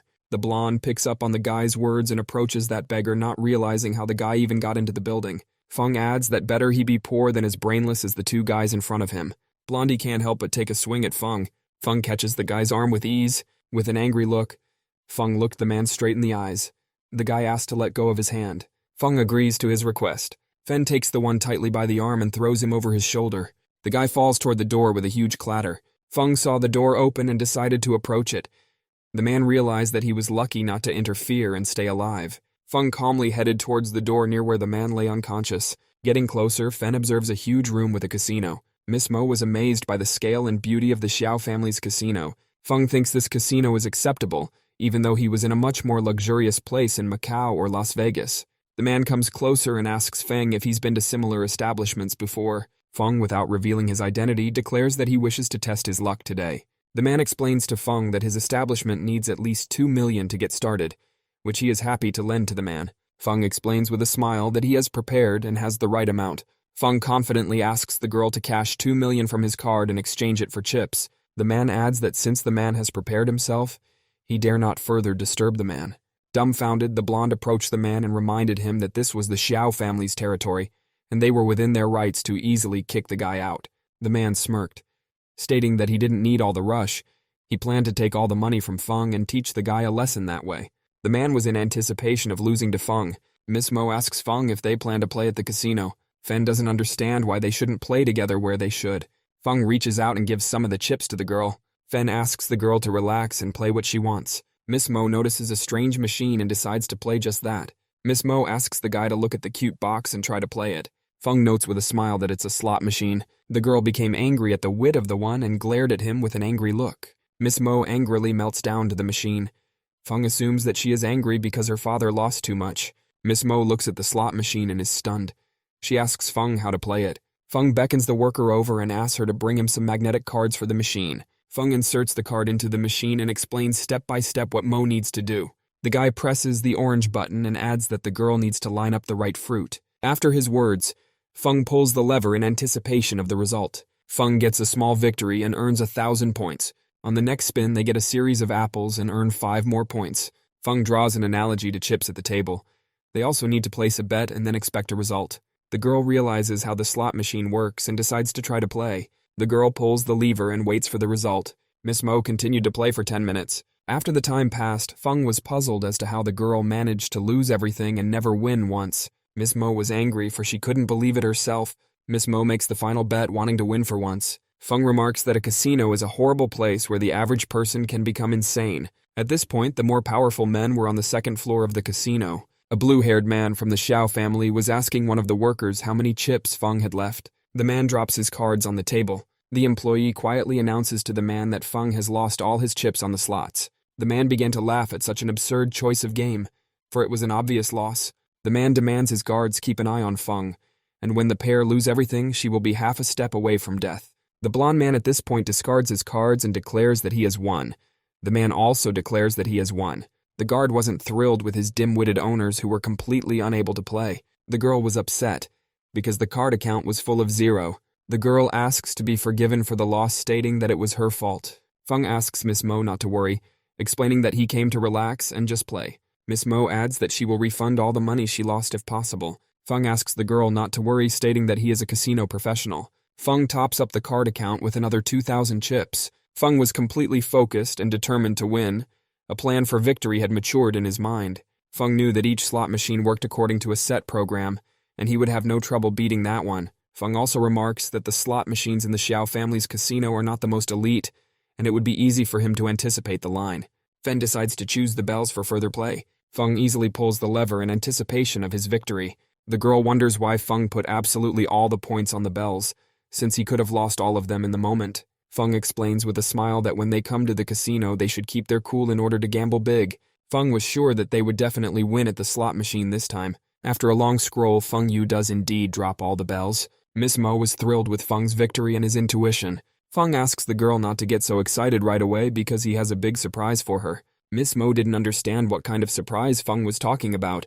Feng asks the girl to look at the amount of the winnings. The entire crowd also notices this and gradually begin to gather around Feng. One of the men realized that once the guy won, his points would increase exponentially. The crowd was puzzled as to how a simple guy got such incredible luck. The points added to the total card balance, which Miss Mo noticed as well. The girl smilingly calls Feng her tiger, for he has made a fortune. Feng remarks that it's only 2,000 points and they still have a lot of games ahead of them. The guy presses the button and changes the item to an orange. Feng releases the lever and the machine begins to crank. Miss Mo was worried, for Feng had once again put absolutely everything on the line. Fen looks at the long scroll and ponders what will fall out next. It dawns on Feng and he realizes what will fall out next. Feng asks Miss Mo to look more closely at the next bid. Feng represses the orange in anticipation of his victory. Miss Mo reminds the guy that if they lose this time, they won't have any more chips left. Feng asks Miss Mo to merely believe in him. The slot machine starts playing music, as Feng was able to increase his score by another 5 times. The girl was delighted with Feng's game and his luck. The crowd also noted that Feng managed to raise 50,000 chips from 2,000 chips. Every man who passed by asked Feng to take him on as an apprentice and teach him such a skill. Feng continued to stand by the machine to play. Miss Mo watched carefully. Miss Mo got really carried away and asked the guy to keep going so they could collect a large sum of money. Feng agrees with the girl with a smile and continues to play. Feng once again pulls the lever in anticipation of victory. The amount went to Feng's card account for 2 million chips. The entire crowd was shocked at such a big win. One of the men in the crowd couldn't figure out who the young man was or how he knew all this. At this point, the men were still playing in the hall on the second floor and suspected nothing. The blue-haired man assumed he had the winning cards in hand with a smirk, looking at his opponents. The men kept coming up with names for their combinations and arguing over which one won. The blue-haired man, appropriating the victory, suggests they continue. In the moment, the guard enters the room and asks his master to pay attention. The man thought that there was something wrong with Feng. The blue-haired man was very angry, for they were playing cards and were busy. The man bewilderedly asks him to forgive him, adding that Feng has already managed to win 50 million points in a slot machine in such a short time. The blue-haired man clenched his teeth and also couldn't stand it. The guard inquired as to what they should do about it. The blue-haired man beats his fist on the table, not believing that it is possible to win 50 million. The man orders the guard to stop playing the machine and sends Gujin to meet with Feng. The guard agrees with his master's words and immediately leaves the room. The man couldn't stand all this humiliation and was going to be the one to pay Feng all the money from his card. The crowd was still standing and watching the scene. The amount of Feng's winnings had already passed the 100 million yuan mark. The crowd silently continued to marvel and not understand how some guy could do that. One of the guys in the crowd quietly added that this time he could brag that he hadn't gone to the casino for nothing. At that moment, Feng hits the jackpot again and wins even more. Feng puts her arm around Miss Mo and wonders if they should keep going. Miss Mo wanted Feng to go on and win all the Xiao family's money. Feng decides to change the item by pressing a different button. At that moment, 2 unknown workers were coming from the end of the hall and asked to be let through. A man in a special uniform asks the entire crowd to disperse because of the maintenance that is done every year. The man immediately covers the machines with yellow tape. A woman in the crowd remarked that if the slot machine had not been closed, Feng could have raised more than 1 billion. The slot machines have been de-energized and completely sealed. Feng and Miss Mo are stepping aside. Feng decides to smoke a cigarette because he was annoyed by such an unexpected appearance of those workers. Feng glanced at the stairs leading to the poker room. He was annoyed by this coincidence. Feng states with a smile that although they won't be able to completely take away all of the Xiao family's money, their goal of 100 million has been reached. Fen moves closer to the girl, adding that the spring night is short and an M has more to do at night. The girl blushed heavily at Feng's words. Without a second thought, Feng decides to kiss Miss Mo. The girl doesn't resist kissing Feng back. The couple sinks into a passionate kiss, something both of them desired. The crowd still nearby marveled at such passionate love between the couple. It was as if Feng and Miss Mo were shining among the gray mass. A man on the second floor also notices a couple in the middle of the hall. The blue-haired man was infuriated by Feng's presence in the casino. At that moment, a gray-haired old man approaches the man and clarifies whether those called him. The blue-haired man asked Gujin to come closer. The man points at Feng and adds that he wishes he could hold the guy's head tonight. An old man examines a love couple in the center of the hall. The old man declares that this is a trifling matter to him and he will not keep the man waiting for himself. Miss Mo mused in her mind that this was her first time in a casino and her first time kissing a man in public. Miss Mo couldn't believe that her first kiss was exactly with Feng. Fen with a smile asks the girl to pack, for it is getting late and they should head back. Feng suggests going to the exit and exchanging the chips for money and spending some of it to redeem the sales contract. The girl couldn't believe that Feng wanted to ask Xiao to return her sales contract. Feng doesn't see anything wrong with this. He didn't want Molan to become part of the Xiao family because of debts. The girl reminded him that her contract was worth a lot of money, namely 5 million. Feng decides to remind him that he won 100 million today and it's a small thing to him. Miss Mo was slightly embarrassed to accept such a large gift. Feng laughingly remarks that their winnings are shared and they have come to the casino to take revenge on the Xiao family. Miss Mo confirms that it's their winnings, adding that they shouldn't waste money on nothing. Fen holds out his card and asks to cash in all his points. The pleasant girl at the checkout counter asks Feng to wait. Feng states that he wants to cash in all 123 million. The girl couldn't believe such a large sum and asked her to wait for Feng while she contacted the manager. The girl steps aside and begins to recognize something from her boss. Feng, being at the counter, slightly glances at the girl's figure. Feng couldn't hold back and continued to admire the girl's body. Miss Mo takes the guy by the ear and reminds him that she's still with him. Feng immediately turns away, adding that he is no longer watching and is ashamed. An old man nearby noticed the guy's strange reaction to the 100 million. The old man also found it strange that with such luck the guy decided to leave the casino. The old man slowly begins to walk up to the counter at the entrance. Feng notices the unknown man in the moment. Feng checks with the old man to see if he plans to trade chips. The old man declares that he's not buying the bluff because he noticed how experienced the guy was at slot machines. Feng, scratching the back of his head, added that he was only lucky. The old man states that he's seen what luck really looks like, summarizing that Feng had a well-thought-out plan. Feng doesn't quite understand why the old man is telling all this to him specifically. The old man brings up the fact that he wishes to play a couple games with him and see some real luck. Feng and the old man clashed in a battle of glances, drilling each other. Feng calls the old man the Xiao family's casino fighter. The old man thinks it's not what's important. It's whether the guy is willing to accept his challenge. Fen adds with a smirk that he would never turn down a challenge. The old man wondered if Feng had fallen for his provocation. Feng reminds the old man that he has 100 million in his pocket and has no reason to accept his challenge. The old man didn't quite understand the boy's words. Feng walks back up to the counter and asks the woman to hurry up and give him his winnings. The old man realizes that things are getting out of hand. From the end of the hall came a bare voice suggesting that Feng stay and play a little longer. The old man calls the blue-haired man Lord and bows to the man. The man waves off, sending the old man to rest. Fen wondered why the man was being so harsh, assuming they couldn't leave now without accepting the offer. The guard whispers to his master that the guy is trying to be sarcastic with them, suggesting that they can't afford to lose. The man pushes the guard away, stating that he understands everything himself. The man still insists that Feng join them and play another game. Feng, hugging Mo, notes that even if the guy has good intentions, he plans to back out. The guard again explains the hidden meaning in Feng's words, causing the man to flare up again. The man tosses the guard aside, demanding he shut up. Feng repeats to the girl to withdraw the money at his request. Feng asks that his girlfriend Mo Lan's debt of 5 million be deducted as well. The guard reminds his master that he shouldn't let Mo Lan go, which will keep Feng away. The man once again pushes his guard away with even more anger. The man devises a plan to lure Feng back to the casino. The man states that this debt of 5 million was given a few months ago and it is now many times more. Feng realizes that the man is trying to trick him with such tricks. Miss Mo couldn't bear that the man had cheated her, after all. They had agreed on 5 million yuan without any interest.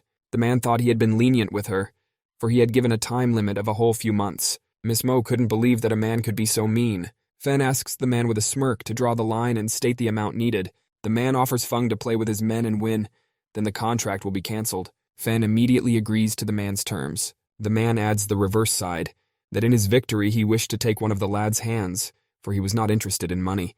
Miss Mo immediately decides to refuse this offer because it was risky. Miss Mo suggests leaving and not taking that risk. Fen agrees to this condition without further question and decides to play with them.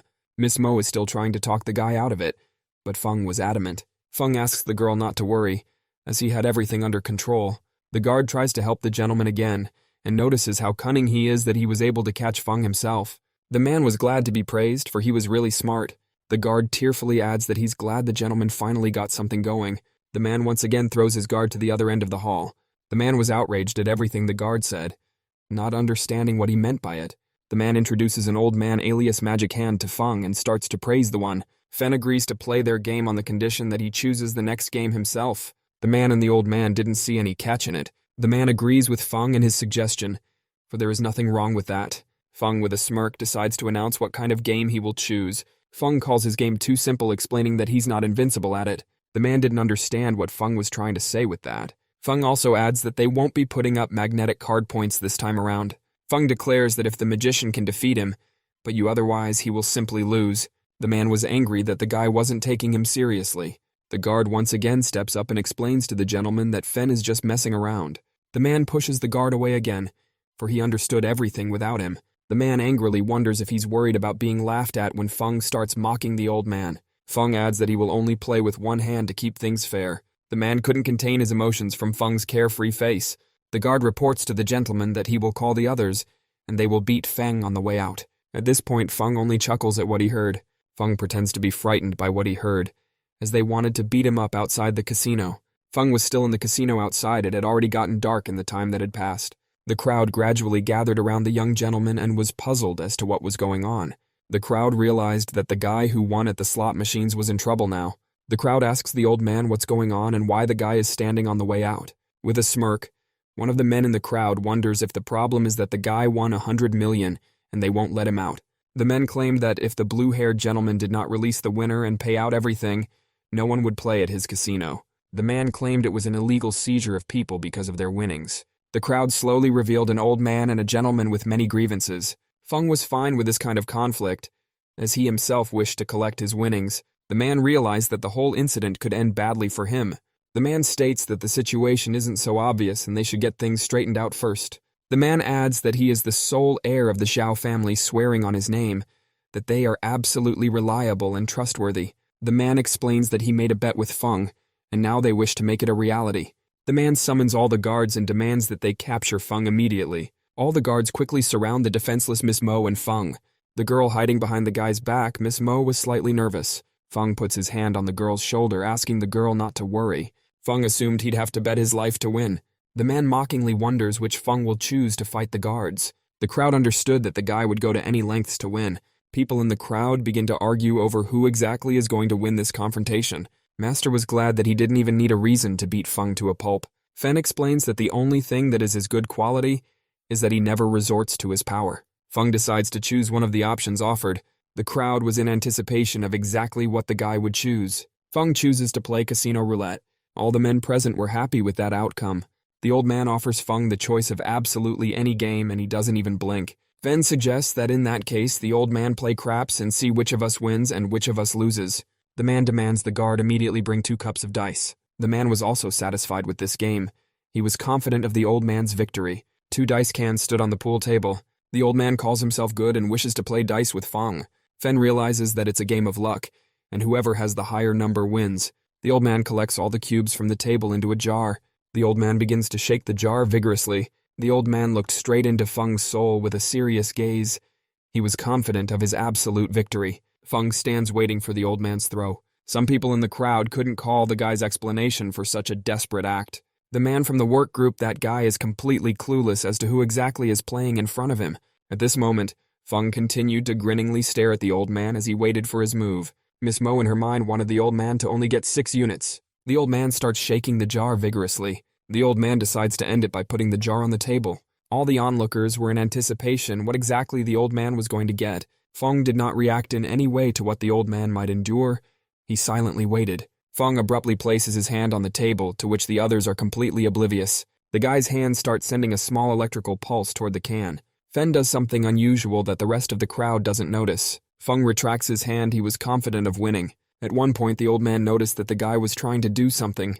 The old man realizes that the guy is trying to pull off some early stunt unknown to him. At this point, the man is shown by his subordinate to bring a knife. Fen scoffs at the whole situation since they still haven't seen a single number and the man already calling for his guards. The man thinks there's nothing wrong with that, and since his master is already in anticipation of victory, and it's better for the guy's suffering.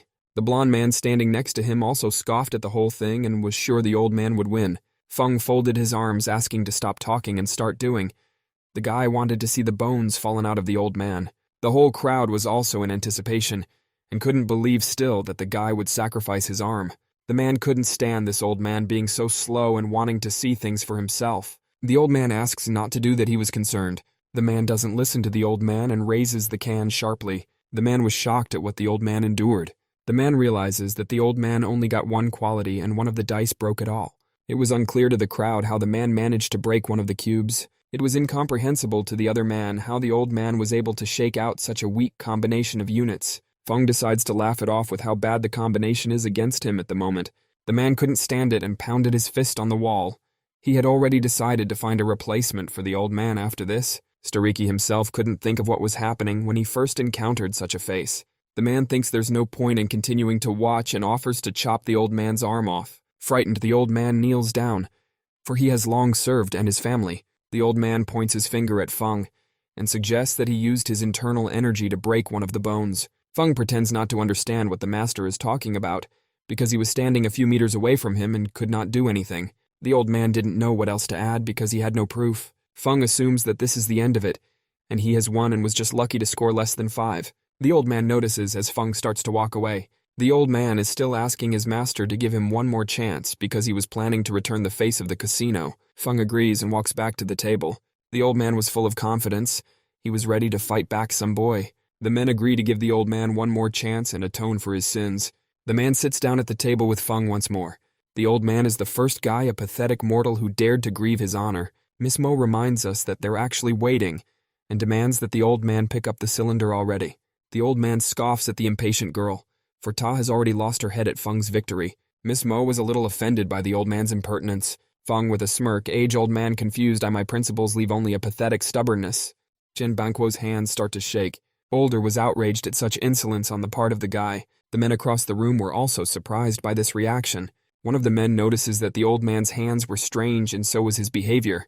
Xiao notices that you're not a simple gesture, and he tries to do something about it. The man assumes the old man is trying to do the same thing as Fen. Xiao adds that the old man told him that Feng also practiced martial arts, and he recognized it immediately. The man wondered what happened after that. Xiao explains that Feng used the cross-shaking technique, causing the bones to start breaking under the pressure.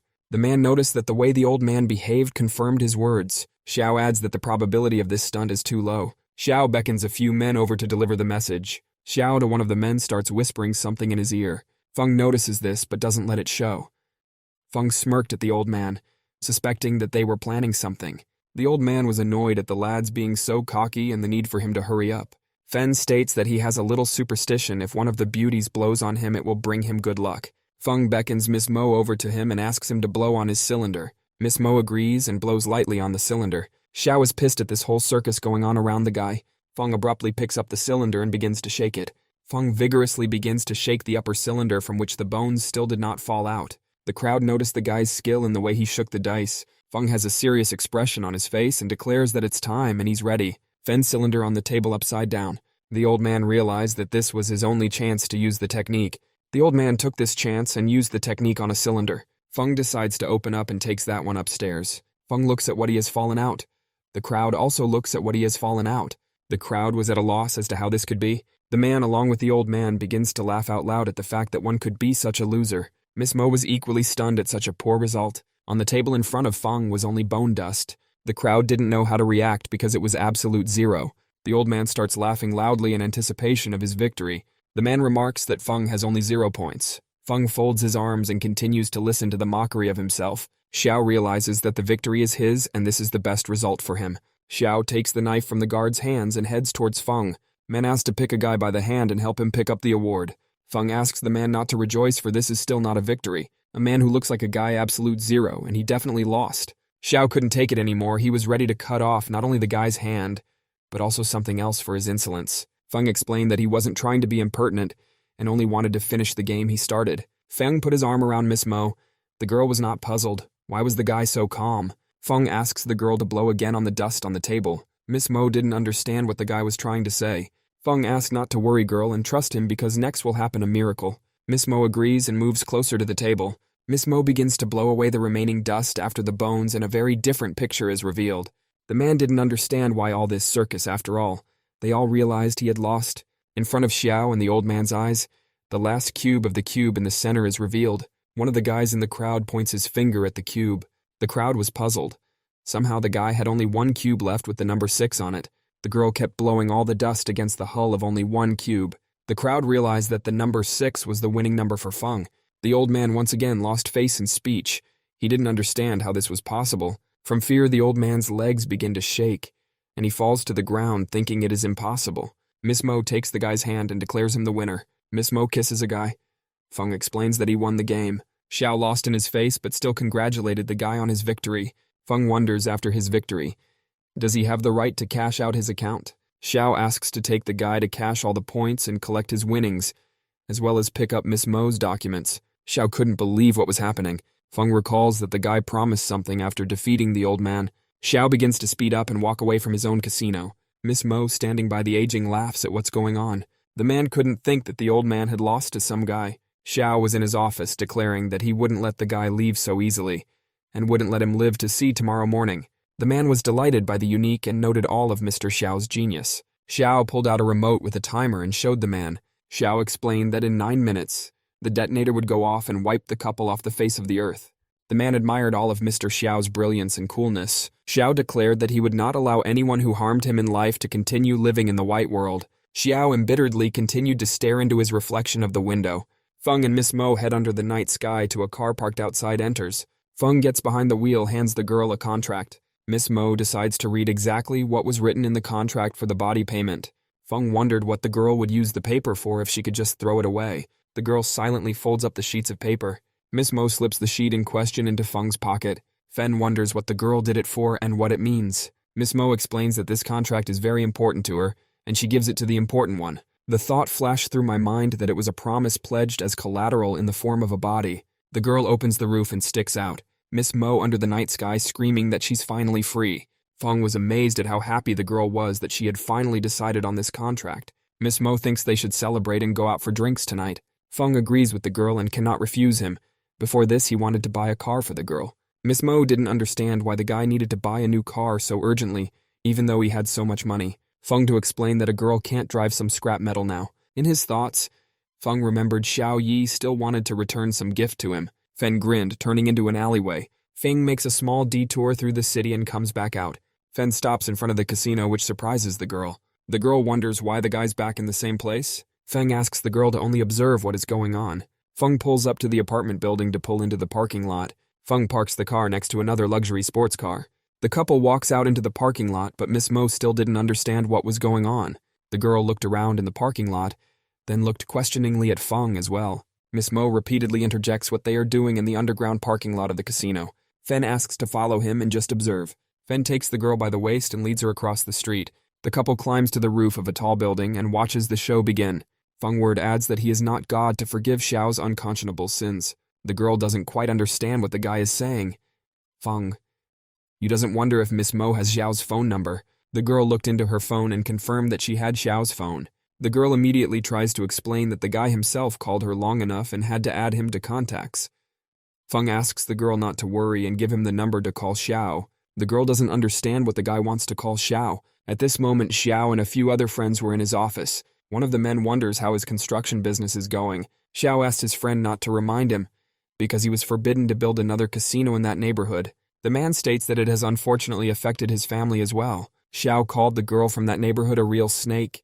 The man places the glass of wine on the table. The man added that he had an idea on how to deal with their opponent's family. Xiao asked the man to post soon and no longer be silent. The man adds that the woman has a daughter who attends a local school. A man can get the man in question, and then the old man will have to reconsider his relationship with his family. Xiao confirms that it's a good idea for Yi not to forget his close friends either. Xiao hears someone call his cell phone. Xiao is in no mood to answer but still takes out the phone. Xiao notices that Miss Mo is calling him, which has never happened before. Xiao assumes it was the guy who called, and he was amused that he wasn't dead yet. Xiao doesn't want to answer the phone. On the other line, Fen decides to turn to a man. Xiao, with a serious face, wondered what did his boyfriend call him for. Feng jokingly adds that he doesn't understand why the guy looks so shocked. Xiao was furious that the guy was speaking in riddles. Feng adds with a smirk that hints that time is going by rather quickly. Feng adds that they ran out of gas and decided to leave the car in the casino parking lot. He asks them to take care of it. Xiao doesn't understand what this is about and why the guy is telling it to him. Feng notes that if something happens to his car in the casino parking lot, Xiao will have to pay compensation for the damage. Xiao was completely angry, causing him to clutch his phone hard with his hands. Unwilling to continue listening to Feng, Xiao throws her phone on the ground. The man immediately decides to take the remotes to activate the detonator attached to the car. Xiao's friend doesn't understand what's going on and what he's looking for. Xiao couldn't find the bomb remote in his desk. At that moment, a violent flash appears behind the man's back. One of the men is thrown violently away from the window. Xiao also falls to the ground and covers himself from the intense flames. Xiao didn't understand what was going on or why his casino had erupted. The man wondered what was going on here and why they were engulfed in flames. Xiao realized that it was the guy who had set him up and was able to outsmart him. At that moment, the couple was on the roof watching the violent explosion. Miss Mo didn't understand what was happening or why there was such a big explosion. Miss Mo continued to watch the intense flames outside Xiao's office. Feng noted in his mind that for him, art was a real blast. Feng was amazed at how powerful the bomb was to eliminate them. Miss Mo didn't understand how the guy knew all this beforehand. Feng comes closer and wipes the girl's tears. Fen asks the girl to calm down and asks Miss Mo to imagine it's just fireworks. Miss Mo asks the guy not to prevaricate and tell the truth. Sighing, Feng agrees that he knew everything beforehand. Miss Mo realizes the guy saved her life and she'll be able to see tomorrow's dawn. Miss Mo comes closer and hugs the guy, adding that he saved her life again. Miss Mo gets on her toes to reach for the guy's face. The girl kisses Feng passionately again. Feng responds to the girl's kiss mutual "I embrace" then. The couple kisses against the backdrop of the exploding Xiao family building. At this point on the phone, a guy takes a call. Feng was angry. What is this wonderful moment someone interrupted? But still answers the phone call. The girl on the other connection yelled at the guy for messing around and leaving her alone at home. The girl claimed she would break the contract if he didn't return in 10 minutes. Feng was angry at being treated this way. Fen decides not to give the view and looks at Miss Mo with a smile. I mean, the girl realized that you're a guy with a heart like that. There can't be just one girl in love with him. At this point, the girl is still the source of the house. Young and Shin were sitting on the couch watching TV. Shin wouldn't be in the mood since her chips were out. Yang asks the girl not to eat too much junk food. Shin explains that she trains every day and it's no big deal to her. Shin also notices that her sister is a bit agitated by Feng's absence. Yang waves her hands away, adding that she's not worried about the guy at all. Shin laughs in response, for she understood everything. Yang didn't know what to reply to that. Shin suggests that the girl was actually hiding something from her. Shin receives a call on his cell phone. The girl agrees with her boss and asks to wait for her at the scene. Shin quickly goes upstairs to change into his work uniform. A few minutes later, Shin comes out in an officer's uniform. Bo wonders where her friend is going. Shin explains that she needs to go to the scene where the bomb was detonated. Shin looks at the girl one last time and says goodbye to that one. Shin thought the incident was too strange because it was happening in the center of the city. Shin returns for a second and asks the girl to check all the locks when she leaves the house. Bo asks her friend not to worry because everything will be fine. Shin walked out the door cursing Feng. She believed that the guy had spent another time with an unknown woman, and now she suspected him again. The girl calmly follows toward her car. Two unknown men sitting in the bushes notice the girl leaving the house. One of the unidentified men swept a policewoman out of the house. The second unidentified male believes he should not worry, and the girl will not be taken away painlessly. Approaching the entrance, the men burst into the house where Bo was. At this moment, under the night sky, Feng himself also came up with an idea. He bought a small present for the girl to stop being angry. Feng in his thoughts remarked that he was lucky only the wine was not far away, and he could easily make it home in time. Feng was amazed at how much anger was in Bo, for she was constantly snapping at him. Walking to the door, the guy pulls the handle and observes the light on. Jokingly, Feng beckons the girl over, adding that her old man has returned. Fen notices an empty room with the lights on. Fen began to assume that the girl was asleep and completely unwilling to meet him. Fen brings the bag and puts it on the nearest table and then looks around the room. Feng notices strange marks on the bed. Fen begins to assume that the girl is actually in danger. Feng also realizes that these are not the girl's footprints. Fen watches all the prints go to the back door of the mansion. Feng abruptly runs outside and observes an unusual picture in front of him. Two unknown men attempt to take a girl hostage and place her in a car. Feng demands that the two unknown kidnappers stop. One of the men turns his attention to the lunging Feng. At that moment, Bo bites the man's finger and he is forced to let her go. The girl cries out for Feng's help, for she was currently in danger. Fen pulls out his blade and heads towards the kidnapper. One of the unknown men decides to deal with the guy once and for all. Feng accepts his challenge and also prepares for battle. The man wanted to kill the guy with only one shot and without making too much noise. The unknown kidnapper delivers a gun and takes aim at Feng. Feng didn't expect the kidnapper to be carrying a gun. The man shoots the guy without further ado. Before Feng has time to react, all he sees is a gun going off. Bullet quickly rushes towards Feng's side. Guy manages to take a step to the side slightly. The field reaches the guy's shoulder and hurts him badly. The bullet gets stuck in the guy's shoulder, causing him to bleed profusely. Feng was enraged after such a disrespectful gesture to him. Feng rushed at the attacker, wanting to kill him. Unknown decides to line up towards the guy one more time and leave the guy no chance. Feng was one step ahead and was already next to the guy, something he had not expected at all. Feng cuts through the guy's arm without any regret, from which the gun falls to the ground. The man gets on his knees and starts yelling loudly in great pain. The second kidnapper pulls the girl into a car and demands that she not resist. The man closes the girl's door and gets in the driver's seat too. The man calls out to his accomplice and demands that he get back to him as soon as possible. The attacker didn't expect that he had lost his partner, and Feng was already running for his life. The man panicked too much and, not wanting to die, decides to get out of here as soon as possible. The man takes a few last shots and quickly gets into the auto. Unknown was greatly startled by Feng's confidence, turns away from all shots with ease and continues to stick with his striker. Eventually, the guy releases his blade, pointing straight towards the attacker. The man realizes that he has never once hit. He should, as quickly as possible, get away from the place. A man hears a strange sound coming from the windshield. In a moment, Feng's blade pierces through the glass and swiftly approaches the man's head. The blade is easily thrust into the man's head and he dies instantly. Bo was pretty freaked out by what was going on. Feng opens the doors trying to free the girl. Feng asks the girl not to worry and walk back home with him. Fen walks the girl home and sits the girl on the bed. Bo still couldn't get over the recent incident. Shin is also staying at her friend's house to deal with the situation. The girl couldn't think that the guy was able to disarm two armed robbers. That's when Bo's father comes in as well. The man was worried about his daughter and the condition she was in. Sighing, the man was glad the girl was unharmed. The man thanks Feng for the work he's done in saving his daughter. Fen asks him to forgive him and explain that he has more to do today. The moment the guy started to walk away, Bo grabbed him by the shirt. The girl asks the guy to leave as she was still uncomfortable. Feng agrees and decides to stay together with the girl. Fen, with a smile, explains that he's not going anywhere and will protect the girl. The guy reminisces about the cakes he bought before the incident. Feng picks up the package from the table and holds it out to the girl, for it was her favorite cake. The girl was glad to see such concern on the part of her boyfriend. Jin couldn't believe that such a guy could be gentle and worry about anyone but himself. Xian stopped dreaming and called the guy a womanizer after all. The man looked at Feng and realized that this was the perfect candidate for his daughter, because he was willing to sacrifice his life for her. The man moves closer and clarifies the guy without bothering his shoulder. Fen explains that he's fine and he'll take care of it himself a little later. Shin adds with a sneer that the guy won't live until morning if he doesn't decide to remove the bullet and dress the wound. Shin subconsciously couldn't believe she was starting to care and worry about him. The man was also inclined to take the boy to a professional doctor. Feng doesn't want to go to any clinic because he can remove the bullet himself. Feng comes closer to Bo, wondering where their first aid kit is. The girl points to a nearby closet.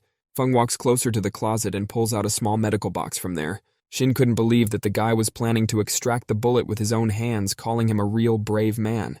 Feng, not embarrassing from the girls, takes off in front of them a shirt bloody after a bullet wound.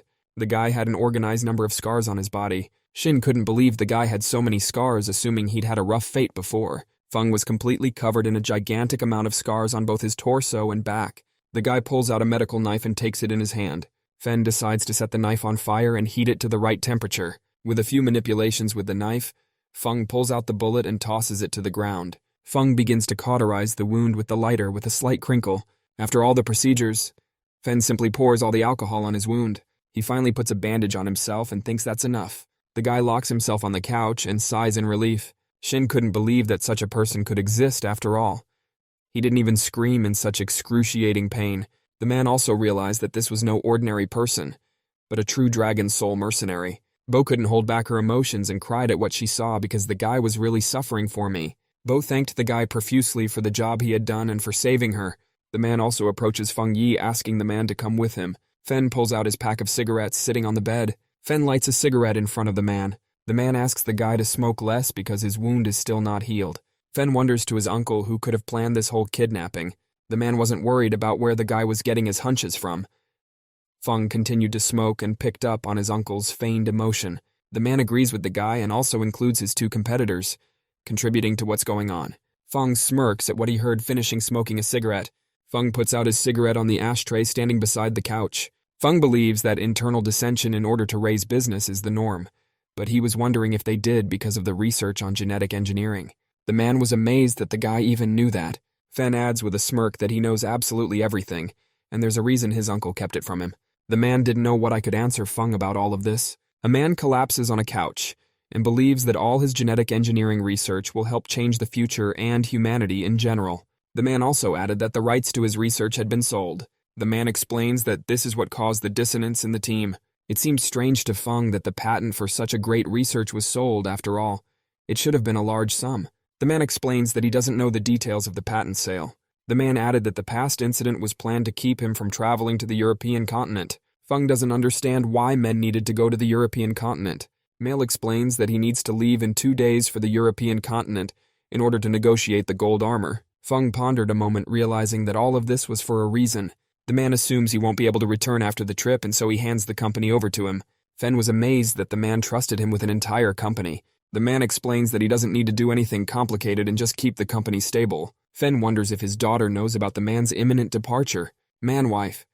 What tries to find the right moment to tell her, but he fails. Fen adds that she understands the man and doesn't blame him for it. At this moment, a call comes in on Feng's phone. Feng was amazed that deep in the night someone was trying to call him. Answering the challenge, the man on the backside shouted at Feng.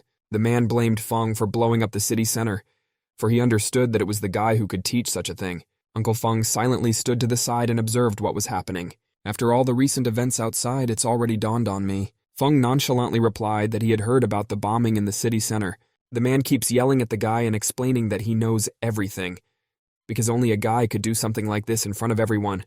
Feng explains that he was trying to take a vacation, but discovered a bomb in his car, wondering what the man thought he should have done. The man added that the guy could have acted much more cautiously and quietly.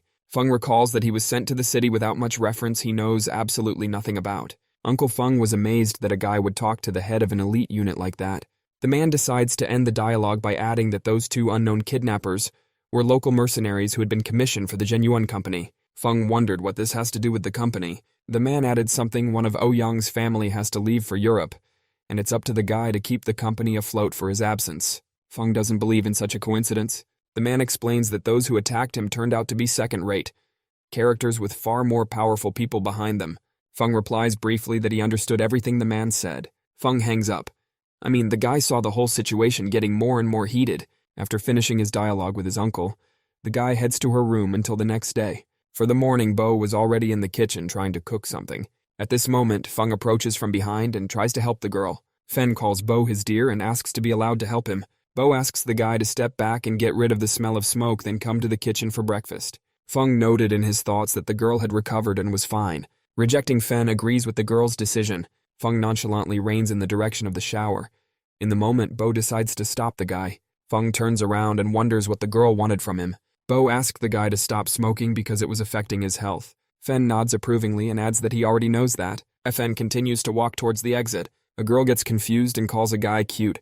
A pot is already starting to boil hard on the stove. Stop dreaming, girl notices something burning on the stove. The girl lifts the lid and all her food begins. Bo notices that a massive fire is starting and begins to panic. After sorting it out completely, she realized that everything was burnt and was already inedible. Bo decides to put everything on plates though and puts it in front of Shin and Feng. The girl explained that this was the first time she had cooked and would like her friends to try it. Shin decides to tease her friend, calling her a cold-blooded and unapproachable lady who has decided to open herself up to feelings. Bo waves it off, trying to justify her actions by saying she's worried about the guy's condition. Feng takes the chopsticks, adding that he really wants to taste Bo's dish. The guy wishes everyone a good appetite and comes over to eat. Feng takes a handful of pasta and begins to eat Bo's cooked food. Feng calls the girl's food delicious and happily starts eating it. Bo was embarrassed that the guy liked the food she cooked. Shin could not believe that what was in front of her could be delicious. Shin takes one pasta and decides to taste what the guy calls delicious. At the moment, Snen turned very pale. The girl couldn't understand how the guy was so good at eating inedible food.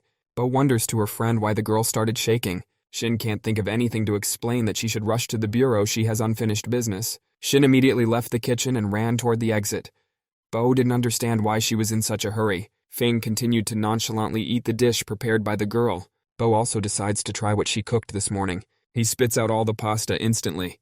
The girl didn't understand how it could possibly taste good, demanding that she be served water. The girl quickly pours herself a glass of water. Bo drinks a glass of water in one gulp, noting that she's not surprised that Shin left so quickly. At this moment, Feng had already managed to finish absolutely all the pasta. Feng was thankful for the meal prepared for him.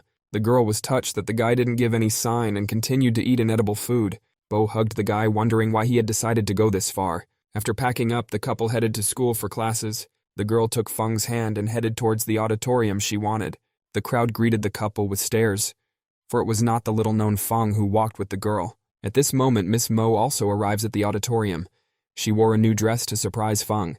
Feng at this point walks into the auditorium with Bo in his arms. Miss Mo was amazed that the guy left to find a new girlfriend, since they had only kissed yesterday. Bo walks over to the table and asks Feng to sit next to her. Miss Mo couldn't tolerate such humiliation, gritting her teeth in anger. Miss Mozart asks everyone to open their textbooks, adding that Bo will tell them what they have to study for today. Bo wasn't quite sure why the teacher was paying attention to her. Feng realizes that Miss Mo is angry with him. Fen looks around confused, not knowing what to do. Bo wonders to Feng why when a guy is around her everyone stares at them like that.